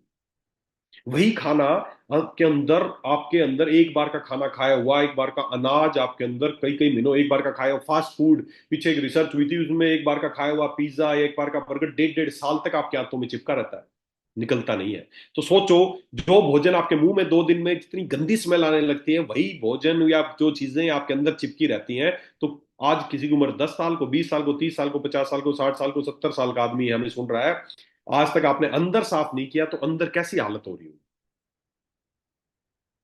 सड़ रहा है अंदर पूरी तरह। और इसी को बोलते हैं टॉक्सिक कोलोन। यही है 85% बीमारियों का मुख्य कारण। और इसी को आयुर्वेद में बोलते हैं आम। जब अंदर गली सड़ी चीज, जो अनवांटेड, जो अनडाइजेस्टेड फूड है, जो पचा नहीं है, जो जो सड़ रहा है अंदर खाना, जो नहीं निकल पाया, वो उसी को आयुर्वेद में बोलते हैं आम। और उसी को आयुर्वेद में बोला आम हर बीमारी की जड़ है। और मॉडर्न साइंस भी इसी को बोलती है कि टॉक्सिक कोलोन, मतलब आपका जो कोलोन है वो गंदा है, वो साफ नहीं हो रहा है। दोस्तों, आपके घर में वॉश बेसिन होगा जिसमें आप रोज हाथ धोते होंगे। उस वॉश बेसिन को ऊपर से तो रोज साफ करते होंगे, और उसके उसके जो पानी वानी साबुन जो भी है, वो ड्रेन भी होता होगा, रोज उसके अंदर से निकलता भी होगा। आज आज इस मीटिंग खत्म होने के बाद एक काम करना, आपका जो वॉश बेसिन है उसके नीचे एक नलकी लगी होती है, ऐसे पाइप, वो उसमें फोल्ड फोल्ड से भी होते हैं। आज एक काम करना, उसको वॉश बेसिन के नीचे से उस पाइप को निकालना। अगर 2 3 साल पुरानी पाइप होगी ना, तो उसको निकालना और अंदर से देखना कैसी हालत होगी उसकी। ऊपर से तो रोज वॉश बेसिन को चमकाते हो, और उसमें से पानी भी रोज जा रहा है, जैसे आपके अंदर से रोज मल सब कुछ निकल रहा है बाहर। लेकिन अगर उस नलकी को देखोगे ना, तो आपके होश ठिकाने आ जाएंगे। अंदर से पूरी काई जमी मिलेगी, बाल फंसे मिलेंगे, स्मेल मिलेगी, सड़ती हुई पाइप मिलेगी पूरी। क्यों? क्योंकि आपने उसको समय पे साफ नहीं किया। वही हालत हमारे अंदर की है। हमारा जो कोलोन है, हमारा जो ट्रैक है, वो गंदा हो चुका है, जिसको हम समय पे साफ नहीं कर रहे हैं। और क्यों नहीं कर रहे हैं? क्योंकि किसी ने बताया नहीं। डॉक्टर के पास गए, शुगर हो गई, उसने केवल शुगर की दवाई शुरू कर दी। बीपी हो गई, बीपी की दवाई शुरू कर दी। थायराइड हो गया। शरीर में ये जो गंदगी है ना, यही गंदगी बीमारी का रूप लेती है। अगर यही गंदगी आपकी ब्लड वेसल में एब्जॉर्ब होगी तो आपको बीपी की समस्या। यही गंदगी आपके आपके यूट्रस में होगी तो वहां सिस्ट बन जाएंगे। यही यही फालतू का जो कचरा है, जहां जहां ही जाएगा, उसी तरह की समस्याएं आपको होने लगेंगी। और हम क्या करते हैं, जब बीमारी होने लगती हो जाती है, हमें जो लक्षण नजर आते हैं उसके अनुसार हम दवाई खाना शुरू कर देते हैं। बीमारी का कारण ये है, और इलाज क्या करते हैं? जो उसकी वजह से लक्षण नजर आते हैं, उन लक्षणों का इलाज करते हैं। क्या लक्षणों को ठीक करके क्या कभी बीमारी को खत्म किया जा सकता है? क्या कभी नहीं किया जा सकता। तो दोस्तों, देखो, सीधा सा फंडा एक ही है। सीधा सा फंडा एक है, आप कितनी लंबी उम्र तक जियोगे, ये निर्भर करता है आपकी आंतें कितनी साफ और स्वस्थ है। ये जो आपका कोलोन है ना, ये जिसका जितना साफ रहेगा, जितना स्वस्थ रहेगा, वो उतनी ही लंबी और अच्छी जिंदगी जिएगा। और ये बात किसने कही थी? एक रशियन साइंटिस्ट थे, जिनको स्पेशल नोबेल प्राइज दिया गया था। मैट मैटकनीकोफ नाम था इन रशियन साइंटिस्ट का। इनको नोबेल प्राइज दिया गया था इस बात के लिए।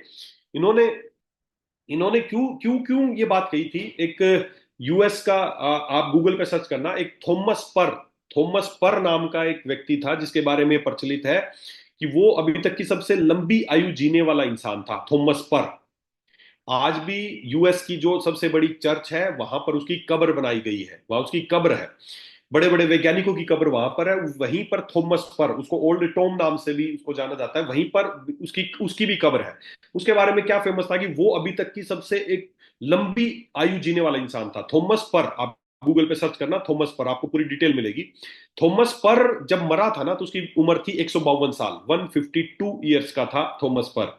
और ऐसा नहीं है, ऐसा नहीं कि वो 152 साल जिंदा था तो वो ऐसे ही बस मौत का इंतजार कर रहा था, बस किसी तरह भगवान उठाना भूल गया और बस मरने का इंतजार चारपाई में पड़ा था, ऐसा नहीं है। ऐसा नहीं था। 152 साल तक वो जीवित रहा, और जब तक जीवित रहा 100% स्वस्थ रहा, 100% एक्टिव रहा लास्ट दिन तक। आप अंदाजा इस बात से लगा सकते हैं, जब थॉमस पर 80 साल का था तब उसकी पहली शादी हुई थी। जब वो 100 साल का था करीबन उसको तब बच्चे हुए थे। 120 साल की उम्र में उसने दूसरी शादी की। और जब तक वो जिंदा रहा वो 100% एक्टिव रहा। वैज्ञानिक भी हैरान थे कि यार इतनी उम्र के बावजूद, इतनी उम्र का आदमी, उसकी उसके आयु का कल्पना ही नहीं कर पाते थे लोग कि यार इतनी आयु होगी इसको, जिंदा है तब से ये, और 100% स्वस्थ है। मरने के बाद उसकी जांच की गई और जांच में वैज्ञानिक हैरान थे कि क्यों इतना लंबा जिया, इतना स्वस्थ कैसे जिया, इतना एक्टिव कैसे था। तो मरने के बाद जब उसके शरीर की जांच की गई तो बड़े सरप्राइज थे वैज्ञानिक। जो उसका कोलोन था, जो उसका ये ट्रैक है, जो आपके शरीर के अंदर का ये गंदा नाला है, ड्रेनेज सिस्टम है ना, ये उसका बिल्कुल साफ था। और जो उनकी जांच करने वाले थे वही ये रशियन साइंटिस्ट थे। इन्होंने तब जाके स्टेटमेंट दिया था, आप कितनी लंबी उम्र तक जियोगे निर्भर करता है आपकी आंतें कितनी साफ और स्वस्थ है। सारा गेम इसका है। आपका जो अंदर का ड्रेनेज सिस्टम है, जो आपका नाला वाला सिस्टम है, वो अगर साफ रहेगा तो आप अच्छे रहोगे, आपको बीमारी नहीं लगेगी। नहीं तो उसकी वजह से जब भी आपको कोई बीमारियां होंगी, लक्षण होंगे, और हम डॉक्टर आप उसको के पास जाएंगे, शुगर बढ़ गया, बीपी बढ़ गया, फलाना हो गया, वो उसकी दवाई शुरू कर देगा। तो दोस्तों, सीधी सी थ्योरी है, सीधे सा फंडा है, आप कितने स्वस्थ रहेंगे और आप कैसे बीमार होंगे उसकी एक सिंपल सी थ्योरी आपको समझा देता हूं। थ्योरी का नाम है toxic bucket theory of health and disease. कौन कितना स्वस्थ रहेगा और कैसे उसको बीमारी लगेगी, सीधा सा फंडा है। आपका शरीर मान लेते हैं एक बाल्टी है, एक बाल्टी थ्योरी है, एक बहुत बड़ी थ्योरी है ये। इस थ्योरी को समझने की कोशिश करें। मान लेते हैं आपका शरीर है ना, वो एक बाल्टी है, बकेट है, और सीधा सा फंडा एक है, आपकी बाल्टी में कचरा इकट्ठा होता जा रहा है, थोड़ा सा भी कचरा भरा, आप हेल्दी है, आपको कोई बीमारी नहीं होगी। जैसे जैसे आपकी बाल्टी में कचरा भरता जाएगा आपके अंदर बीमारी बननी शुरू हो जाएंगी। अभी आपको नहीं दिखेगी कोई बीमारी, लेकिन जिस दिन आपकी बाल्टी पूरी भर जाएगी, जिस दिन आपकी बाल्टी पूरी भर जाएगी, उस दिन आपको किसी ना किसी बीमारी के लक्षण आने शुरू हो जाएंगे। That's it. ये है toxic bucket theory of health and disease. और ये जो बाल्टी है इसकी कैपेसिटी, हर व्यक्ति की, जो हमारा शरीर है उसकी कैपेसिटी अलग अलग है। किसी को आज बीपी की समस्या होगी, किसी को 6 महीने बाद हो सकती है, किसी को 1 साल बाद हो सकती है। लेकिन सीधी सी बात है, जिस दिन जिसके शरीर की क्षमता पूरी हो जाएगी कचरा सहन करने की, उस दिन उसको बीमारी के लक्षण आने शुरू हो जाएंगे। किसी को कैंसर हो जाएगा, किसी को बीपी हो जाएगा, किसी को थायराइड हो जाएगा, किसी को गठिया हो जाएगा, किसी को स्वेलिंग हो जाएगी, किसी को ज्वाइंट की समस्या, कुछ भी। जब तक आपकी बाल्टी भर रही है आपको कुछ नहीं पता चलेगा, लेकिन जिस दिन बाल्टी पूरी भर जाएगी, जिस दिन बाल्टी ओवरफ्लो करेगी, उस दिन आपको बीमारी के लक्षण आने शुरू हो जाएंगे। और और थोड़ी गहराई से बात करते हैं, और थोड़ी गहराई से बात करते हैं। ये क्या है टॉक्सिन्स, बेसिकली जो ज्यादातर हमारे शरीर को नुकसान पहुंचाते हैं। किसी ने मैसेज भी किया था कि टॉक्सिन्स क्या है, व्हाट इज टॉक्सिन्स। देखो, कोई भी टॉक्सिन्स या कोई भी केमिकल, कोई भी ऐसी चीजें जो आपके शरीर को नुकसान पहुंचाती हैं उनको बोलते हैं टॉक्सिन्स। कोई भी चीज जो आपके अंदर रुक जाए, या आपको कोई ऐसी केमिकल जो आपको नुकसान पहुंचाए, वो है आपके लिए टॉक्सिन्स। तो टॉक्सिन्स क्या है, बेसिकली थोड़ा और गहराई से जानने की कोशिश करते हैं। टॉक्सिन्स क्या है? देखो, पहली बात तो टॉक्सिन्स हमारे शरीर में कहां कहां से प्रवेश कर सकते हैं। तीन रास्तों से टॉक्सिन्स हमारे शरीर में प्रवेश कर सकते हैं। पहला रास्ता हमारा खाना पीना, मुंह के थ्रू प्रवेश कर सकते हैं। दूसरा, टॉक्सिन्स कहां से जा सकते हैं? सांस से जा सकते हैं, इनहेलेशन से जा सकते हैं। तीसरा, एब्जॉर्प्शन, स्किन। ये तीन रास्ते हैं जिससे कोई भी टॉक्सिन्स हमारे अंदर जा सकते हैं। या तो खाने पीने से जाएगा, या सांस लेने से जाएगा, या त्वचा से जाएगा। ये तीन रस्तों से ही कोई भी चीज हमारे अंदर प्रवेश कर सकती है। और इन तीनों रस्तों से ही बहुत सारी चीजें, जैसे पहले बात करूं मैं खाने पीने की, खाने पीने से बहुत सारी ऐसी चीजें हैं जो हम रोजाना पता नहीं क्या क्या कैसी कैसी चीजें खाते हैं। ये तीन तरीके हैं, या तो कॉन्टैक्ट से टॉक्सिन जा सकते हैं, या खाने से जा सकते हैं, या सांस लेने से आपके शरीर में जा सकते हैं। कौन कौन सी चीजें हैं? जैसे खाने की मैं बात करूं तो ऐसी बहुत सारी चीजें आप भी खाते होंगे, ब्रेड खाते होंगे, बिस्किट खाते होंगे, सॉस खाते होंगे, ये सारी चीजें खाते हैं जिनको हम बोलते हैं फास्ट फूड। फास्ट फूड है ना, ये क्या है? फास्ट फूड, इनका नाम जरूर फास्ट फूड है, लेकिन ये इतने स्लो है कि एक बार का खाया हुआ बर्गर या एक बार का खाया हुआ पिज्जा आपके बच्चे के शरीर में अगले 1.5 1.5 साल तक अंदर सड़ता रहता है।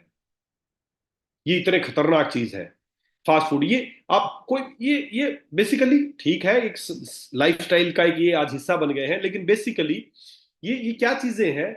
ये वो चीजें हैं जिसको कोई भी खाना पसंद नहीं करता। एक अभी पीछे रिसर्च हुई थी, उसमें एक बर्गर लिया गया था, एक बर्गर और फ्रेंच फ्राइज को लिया गया, और डे वन आप देख सकते हैं एक तरबूज को लिया गया, और डे वन एक बर्गर को और फ्रेंच फ्राइज को लिया गया, और इनको रख दिया।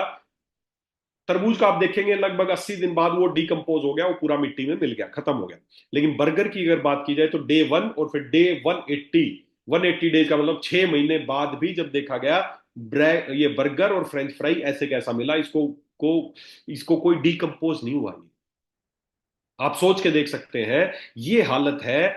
अगर मैं बात करूं, if bacteria didn't eat it, सोचो, ऐसी चीज है साले जिसको बैक्टीरिया तक खाना पसंद नहीं करते, आप उसको बड़े चाव से खाते हैं। आपके बच्चे खाते हैं, बर्गर खिलाते हैं उनको, अरे ऐसी चीज है साली, इतनी गंदी चीज है, इसको बैक्टीरिया तक नहीं खाते, इसको सबसे छोटे से छोटा जीव है ना बैक्टीरिया, वो भी साला इसको खाना पसंद नहीं करता, और आप अपने बच्चों को चाव से खिला रहे हो।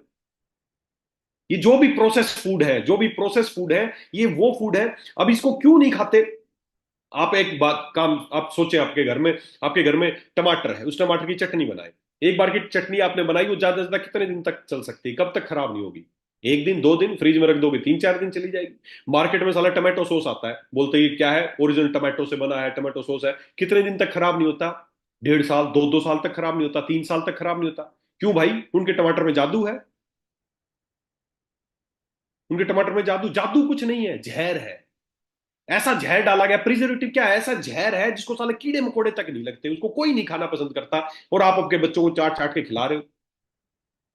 ये है टॉक्सिन्स। ये पूरे दिन भर में पता नहीं कितनी ऐसी चीजें आप खाते हो जो आपके शरीर के लिए बनी नहीं है, ये सब प्रोसेस फूड, ये सब बिस्किट खा रहे हो। एक बार अपने घर में आटे का बिस्कुट बना के रखो, कितने दिन में खराब हो जाएगा? 2-3 दिन में खराब हो जाएगा, 4 दिन में, 10 दिन में खराब हो जाएगा। और मार्केट का बिस्किट साला 3-3 साल तक खराब नहीं होता। क्यों भाई? जादू है उनके बिस्किट में, उनके आटे में जादू है। 100% वीर आटे से बना है, कुछ नहीं है, जहर डाला गया है ताकि उसको कीड़े मकोड़े ना खाएं। ऐसे उसमें जहर, ऐसा पॉइजन उसमें डाला गया है, और वही पॉइजन आप अपने बच्चों को खिला रहे हो, आप खा रहे हो। ये है टॉक्सिन्स, ये है वो कचरे जो आपके अंदर इकट्ठे होते जा रहे हैं, ये है आपकी बीमा बाल्टी को भरने का मेन कारण। इसके अलावा प्लास्टिक की बोतल में पानी पी रहे हो, the type of plastic contain BPA. जो भी प्लास्टिक की बोतल हमारे इंडिया में चलती है उसमें एक खतरनाक केमिकल पाया जाता है, बीपीए। यूरोपियन कंट्रीज, चाइना और बाकी सब और कंट्री, जो भी आपके आसपास की कंट्रीज हैं, उन सब में प्लास्टिक की बोतल का पानी बैन है, और हमारे इंडिया में बहुत धड़ल्ले से बिक रहा है। वो इतना खतरनाक केमिकल है उसमें जिसको बोलते हैं बीपीए। बीपीए क्या करता है? फर्टिलिटी इशू करता है, आपके ब्रेन डेवलपमेंट को रोकता है, कैंसर करता है, हार्ट की प्रॉब्लम्स करता है, और हम खुश होकर पीते हैं, मैं बिस्लरी पी रहा हूं, मैं ये पी रहा हूं। जितनी भी प्लास्टिक की बोतल है इन सब में बीपीए पाया जाता है, खतरनाक केमिकल है। तो ये है वो टॉक्सिक, पता नहीं क्या क्या पूरे दिन में। अगर मैं और बात करूं तो टी बैग्स, आप ग्रीन टी, कहीं किसी के पास जाओगे ना, बोलोगे मैं ग्रीन टी इस्तेमाल करता हूं, कैसे लेते हो? मार्केट में इस तरह के टी बैग, ये पाउचेज आते हैं। हम एक कप गर्म पानी लेते हैं, उसमें इस टी बैग को डालते हैं, और आपकी ग्रीन टी तैयार हो जाती है। समझना, ग्रीन टी अच्छी चीज है। इस पैकेट के अंदर तो ग्रीन टी है, आपको दिख रही होगी, लेकिन कभी सोचा ही कागज किस चीज का बना है? ये जो पाउच बना है ये किस चीज का बना है, कभी सोचा आपने? दोस्तों, जो टी बैग्स है ये खतरनाक पेस्टिसाइड से इसको कंटामिनेटेड है। कैसे है, मैं आपको उसका नाम बताऊं। जो टी बैग्स हैं वो एक पेपर से बनते हैं, और उस पेपर को रिसाइकल करके बनाया जाता है, और उसको ब्लीच किया जाता है। ब्लीच करने के लिए उस पर एक कंपाउंड एक लगता है जिसका नाम है एपिक्लोरहाइड्रिन, ज्यादा याद रखने की जरूरत नहीं है अगर ना याद हो। एपिक्लोरहाइड्रिन नाम का एक उसमें इंसेक्टिसाइड है जिससे उसको ट्रीट किया जाता है। और जब एपिक्लोरहाइड्रिन की खास बात यह है, जब भी ये पानी के संपर्क में आता है तो एक केमिकल अपने आप बनता है जिसका नाम है 3-MCPD, a non cancer causing agent. इस दुनिया का कैंसर उत्पन्न करने का एक बहुत इंपॉर्टेंट केमिकल है ये 3-MCPD। आप सोच लेना, जिस दिन आप डिप डिप डिप वाली चाय पी रहे हो तो समझना कैंसर वाली चाय पी रहे हो। एपिक्लोरहाइड्रिन से उसको ट्रीट किया जाता है, और जब उस पाउच को गर्म पानी के साथ डिप किया जाता है तो 3-MCPD नाम का केमिकल बनता है, जो एक बहुत बड़ा कैंसर कोजिंग एजेंट है। जाने अनजाने ऐसी बहुत सारी चीजें, पूरे दिन में कितनी लिस्ट है, आप चाहे वो बिस्किट खा रहे हैं, चाहे बर्गर खा रहे हैं, चाहे आप पानी पी रहे हैं, चाहे आप चाय पी रहे हैं, कितने पूरे दिन में पता नहीं प्लास्टिक की चीजों में कर रहे हैं सब, कितने खतरनाक चीजें आपके अंदर जा रही, भरते तो जा रहे हो, लेकिन कभी सफाई के बारे में नहीं सोचा। अगर मैं बात करूं दवाइयां, अगर मैं बात करूं दवाइयां, ये अपने आप में खतरनाक केमिकल है, और चीजों में तो केमिकल थे, ये तो अपने आप में ही पूरी केमिकल है। है ना। तो दवाइयां खा रहे हैं, बीपी शुगर, ये भी क्या कर रही हैं, आपको भरने का काम कर रही है। इसके बाद अगर मैं बात करूं दूसरा तरीका, कॉन्टैक्ट स्किन के थ्रू। तो जितने भी आप कॉस्मेटिक प्रोडक्ट इस्तेमाल कर रहे हैं, कभी आज तक पढ़ा आपने उनमें क्या डाला होता है? Most of the toxins can be absorb through your skin. आपके स्किन के थ्रू बहुत सारे टॉक्सिन्स आपके अंदर जाते हैं। जैसे उसमें पर्सनल केयर प्रोडक्ट्स, जैसे शैम्पू, मेकअप के प्रोडक्ट्स, परफ्यूम, लोशन, फलाना दिखड़ा, इन सब में क्या पाया जाता है? पैराबीन्स पाए जाते हैं। पैराबीन्स, पैराबीन्स क्या है? खतरनाक कैंसर का कारण है। पीछे एक रिसर्च हुई थी, उसमें 40 महिलाओं को लिया गया। उन 40 महिलाओं को ब्रेस्ट कैंसर था, उनकी कैंसर के ऑपरेशन किया गया और उनकी जो गांठ थी कैंसर की, उसको लैब में जांच के लिए भेजा गया। और जांच में ये पाया गया, उन सभी के सैंपल में 99% के सैंपल में पैराबीन्स मिले। वो पैराबीन्स जो आपके शैम्पू में थे, वो पैराबीन जो आपके लोशन में थे, वो जो पैराबीन आपके कंडीशनर में थे, वो आपकी कैंसर की गांठ में मिले। कल्पना कर सकते हैं आप? और आप लोग क्या बोलते हैं, शैम्पू लगाया ही तो है, खाया थोड़ी है। अरे मेरे भाई, लगाना खाने से कहीं ज्यादा खतरनाक है। तो टॉक्सिन्स आपके स्किन से, आपके कहीं से भी अब्जॉर्ब होने का एक बहुत बड़ा माध्यम है। तो जो भी आप कॉस्मेटिक, आपके बच्चों के नाम पे किसी ने बता दिया ये बेबी शैम्पू है, बेबी वो है, कभी आपने देखा ही नहीं साला उसमें डला क्या है। जो भी उसमें डला है वो आपके अंदर जा रहा है। खाना फिर भी सुरक्षित है, लगाना ज्यादा खतरनाक है। किसी दिन स्किन के ऊपर बात करेंगे तो बताऊंगा। तीसरा है इनहेलेशन, सांस से। वो आपको पता ही है आज क्या कंडीशन हो रही है आपके अंदर, पूरे दिन सांस के माध्यम से क्या क्या आपके अंदर जा रहा है। आप नोट कर लेना आपके शहर में किस तरह का पोल्यूशन है, किस तरह का सांस आप ले रहे होंगे। अभी पीछे एक जांच हुई थी, दैनिक भास्कर की खबर थी कि एक बच्चा मां के पेट में था, उसका ब्लड सैंपल मां के पेट के अंदर से ही लिया गया और उसमें जांच किया गया, तो उसमें 109 तरह के केमिकल रसायन पाए गए। वो रसायन जो आपके चारों तरफ धुआं, पोल्यूशन, गाड़ियों के उसमें मिलते हैं। अभी बच्चा मां के पेट में ही था साला, उसके ब्लड में 109 तरह के रसायन पाए गए। सोचो क्या हालत हो रही होगी आपकी। पूरे दिन हम इस तरह के पोल्यूशन भरी क्या क्या आपके अंदर जा रहा है। तो ये है सब कचरा। ये सब कचरा है, चाहे वो सांस से जा रहा हो, चाहे स्किन से जा रहा हो, चाहे खाने से जा रहे हो, सब हमारे अंदर बढ़ता जा रहा है, बढ़ता जा रहा है, बढ़ता जा रहा है। तो ये कोई भी चीजें, चाहे वो दवाइयां हो, चाहे अल्कोहल हो, चाहे फास्ट फूड हो, चाहे घरेलू आइटम हो, चाहे शैम्पू हो, कोई भी चीजें, ये सब है वो टॉक्सिन्स जो डेली आपके अंदर इकट्ठे होते जा रहे हैं और जिनको हम कभी साफ करने की जहमत नहीं उठाते हैं। दोस्तों, जब ये इस तरह की चीजें आपके अंदर जाती जाती हैं तो शरीर की एक क्षमता है, शरीर की एक क्षमता है कि आपका शरीर कितने टॉक्सिन्स को सहन कर सकता है। जब तक वो क्षमता है, जब तक वो बाल्टी, टॉक्सिक बकेट थ्योरी, जब तक आपकी बाल्टी की क्षमता है वो भरती रहेगी, और जिस दिन बाल्टी पूरी भर जाएगी उस दिन आपको बीमारी के लक्षण आ जाएंगे। सीधी सी बात है, आपकी बाल्टी भर गई। अब जब आपकी बाल्टी भर जाती है और आपको लक्षण आने लगते हैं बीमारी के, तो किसके पास जाते हैं आप? जब भी कोई बीमारी हो गई, आपको बीपी हो गया, आपको शुगर हो गया, आपको थायराइड हो गया, कोई भी बीमारी हो गई, आप किसके पास जाते हैं? डॉक्टर के पास जाते हैं। डॉक्टर क्या शुरू करता है? दवाइयां। इस बाल्टी में देखना, पहले तो नीचे सब टॉक्सिन्स और टॉक्सिन्स भरे थे, और सबसे ऊपर पे क्या भरी है? दवाइयां। आपकी बाल्टी भर गई, आप पहुंच गए डॉक्टर के पास क्योंकि आपको लक्षण आए, और जैसे लक्षण आए उसने दवाइयां शुरू कर दी। आपकी बाल्टी में जो थोड़ी बहुत कसर थी वो उसने पूरी कर दी। ले भाई, अब आपकी बाल्टी भरती रहेगी और जिंदगी भर वो आपको दवाई खिलाता रहेगा। आपकी शुगर, आपका बीपी, आपका थायराइड, आपका गठिया, वो सब बीमारी परमानेंट हो जाएंगी। आप उसके ग्राहक बन गए, अब आपकी बाल्टी भरती रहेगी, कभी बीमारी ठीक नहीं होगी। अरे सीधी सी बात है दोस्तों, बीमारी क्यों हुई है? क्योंकि आपकी बाल्टी भर गई। तो अब हमें बीमारी को ठीक करना है तो बाल्टी को और भरना पड़ेगा या खाली करना? खाली करना पड़ेगा। और कर क्या रहे हो? भर रहे हो। यही है, इसी यही कारण है कि हमारी बीमारी की, एक तो बीमारी का कारण तो ये है कि बाल्टी भर रही है, ठीक क्यों नहीं हो रही? क्योंकि उसको और भरना शुरू कर दिया। ईश्वर ने ठीक होने का एक ही सिद्धांत बनाया है, और वो है इस बाल्टी को खाली करना। और इंसान के अलावा, हमारे अलावा धरती का हर जानवर अपने आप को ऐसे ही ठीक करता है। धरती का हर प्राणी अपने आप को ऐसे ही ठीक करता है, शोधन चिकित्सा से ही ठीक करता है। आपने कभी आपके घर में पेट अगर पाला हो, कुत्ता पाला हो या कोई भी जानवर पाला हो, कभी देखना, जब भी कभी कुत्ता बीमार पड़ता हो क्या करता है? जैसे ही कोई कुत्ता बीमार पड़ता है, बिल्ली बीमार पड़ती है, क्या करते हैं? खाना बंद कर देते हैं। क्या खाते हैं? प्रकृति के पास जाते हैं, घास खाएंगे, पत्ते खाएंगे, ऐसी चीजें खाना शुरू कर देंगे। और जब वो घास, पत्ते और ये सारी चीजें खाते हैं, उसके बाद क्या होता है? उनको उल्टियां लगती है। और जैसे ही उनको उल्टियां लगती है, उसकी बाल्टी खाली हो जाती है और उसकी बीमारी ठीक हो जाती है। शेर भी ऐसा ही करता है, घोड़ा भी ऐसे ही करता है, बंदर भी ऐसे ही करता है, कुत्ता भी ऐसे ही करता है, बिल्ली भी ऐसे ही करता है। धरती का हर जानवर अपने आप को ऐसे ही ठीक करता है, सिवाय हमारे।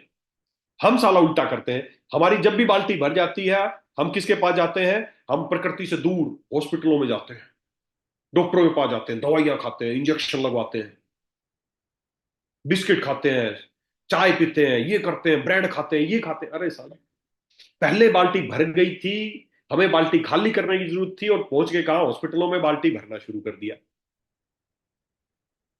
बस यही गलती हो रही है, इसीलिए बीमारी हो रही है लाइलाज। बीमारी लाइलाज नहीं है। बीमारी लाइलाज नहीं है। बीमारी को ठीक करने का जो तरीका अपना रहे हो ना, तरीका गलत है। सीधी सी बात है, अगर आप चाहते हो आपकी बीमारियां ठीक हो या आप स्वस्थ रहें, तो हमें हमारी जो बाल्टी है, इस बाल्टी को खाली करना पड़ेगा। इस बाल्टी को खाली करना पड़ेगा। ये है सिद्धांत।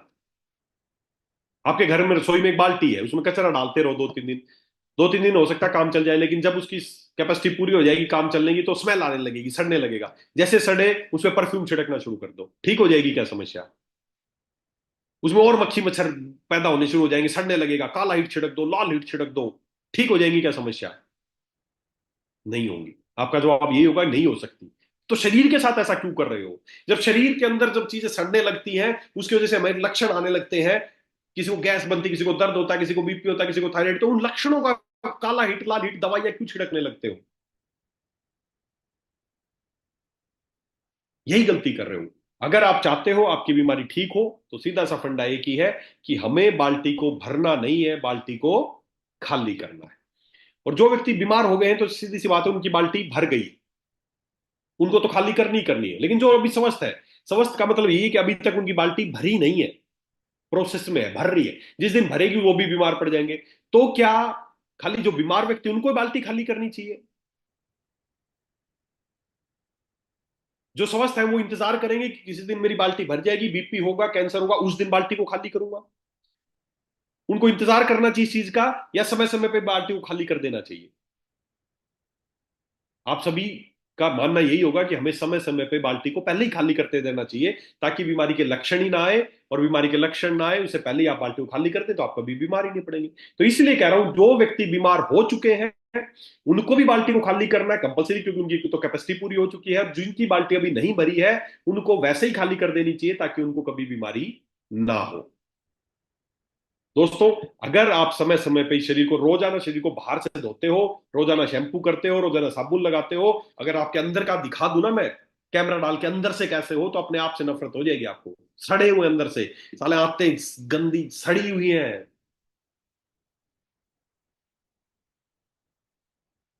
तो दोस्तों, यही है शोधन चिकित्सा, कि हमें जो हमारी बाल्टी है, सबसे पहले हमारे अंदर जो कचरा है जो भरता जा रहा है, हमें उस कचरे को खाली करना है। और जब उसके बाद अगर थोड़ी बहुत कुछ गुंजाइश रह जाए, कोई बीमारी रह जाए, तो उसके अनुसार शमन, जो भी हमने और चीजें जो बनाई है, उनको इस्तेमाल करके आप इसको, अपनी बीमारी को ठीक कर सकते हैं। तो अब आगे बढ़ते हैं। बाल्टी खाली करनी चाहिए। कैसे बाल्टी खाली करनी चाहिए? उसके लिए ईश्वर ने, देखो, आयुर्वेद क्या है, मैं हर बार एक बात बोलता हूं, आयुर्वेद क्या है? आयुर्वेद एक, कोई आयुर्वेद खाली कोई चिकित्सा पद्धति का नाम नहीं है। आयुर्वेद का खाली चिकित्सा पद्धति का नाम आयुर्वेद नहीं है। आयुर्वेद क्या है? आयुर्वेद एक एक विज्ञान है जो आपको जीना सिखाता है। जब ईश्वर ने, भगवान ने, अल्लाह ने, जो भी आप माने, जब उसने हमें धरती में पैदा किया, तो उस समय ईश्वर के मुंह से निकला हुआ एक ज्ञान है जिसको बोलते हैं आयुर्वेद। आयुर्वेद एक गाइडलाइन है कि हमें कैसा जीवन जीना है। आयुर्वेद कोई चिकित्सा पद्धति का नाम नहीं, हल्के में मत लो इसको। कंपैरिजन करते लोग आयुर्वेद और एलोपैथी, अरे कोई कंपैरिजन नहीं। आयुर्वेद तो एक विज्ञान है जो आपको जीना सिखाता है। एलोपैथी तो इलाज करती है, खाली सिम्टम्स का इलाज करती है। वो इसके एक नाखून के टुकड़े के बराबर भी नहीं है आयुर्वेद के। लोग कंपैरिजन करते हैं कौन सी पद्धति है अच्छी। अरे अच्छी तो कोई कंपैरिजन होगा तो ही तो अच्छी बुरी देखेंगे ना। आयुर्वेद एक विज्ञान है, बहुत बड़ा है। अगर कोई भी व्यक्ति स्वस्थ जीना चाहता है, मैं चाहता है 100 साल तक स्वस्थ रहूं, मैं बीमार ना पड़ूं, तो उसको इस आयुर्वेद का जो ज्ञान है उसकी पालना करनी चाहिए। आयुर्वेद एक विज्ञान है। आयुर्वेद एक ज्ञान, आयुर्वेद एक गाइडलाइन है। आयुर्वेद सब कुछ आपको सिखाता है कि हमें सुबह कितने बजे उठना चाहिए, कैसे उठना चाहिए, क्या करना चाहिए, उठने के बाद फ्रेश होना चाहिए, नहाना चाहिए, धोना चाहिए, किस ऋतु में कौन से कपड़े पहनने चाहिए, किस ऋतु में कौन सा भोजन करना चाहिए, किस महीने कौन सा भोजन नहीं करना चाहिए, रात को कैसे सोना चाहिए, किस दिशा में सिर करके सोना चाहिए। साला ये कोई चिकित्सा पद्धति है क्या?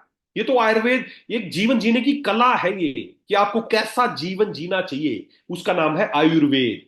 और उसी आयुर्वेद में बताया गया है कि आपको रोजाना, आपको नहाना चाहिए, रोजाना आपको मुंह साफ करना चाहिए, रोजाना आपको मल त्याग के लिए जाना चाहिए, सब कुछ बताया। उसी ने बताया कि साल में 2 बार, जैसे रोजाना बाहर से साफ करते हो, साल में 2 बार अंदर से साफ करने का विधान बताया गया है। ये हमारा विज्ञान है। और इसी विज्ञान से दूर करके हमें धीरे धीरे धीरे धीरे हमें बीमारियों की तरफ ले जाया गया है, और बड़े बड़े हॉस्पिटल चालू किए गए। बिजनेस, बिजनेस मॉड्यूल है ये बिजनेस है।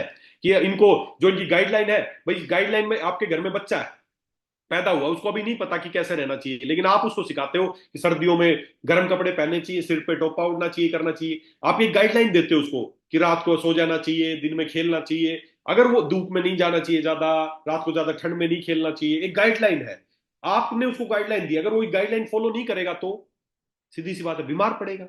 और बीमार पड़ेगा तो उसको तुरंत हॉस्पिटल, लो जी आ गया हॉस्पिटल। अरे मेरे भाई, जो गाइडलाइन थी उसको फॉलो करता है तो कभी जरूरत ही नहीं पड़ेगी ना किसी भी हॉस्पिटल की।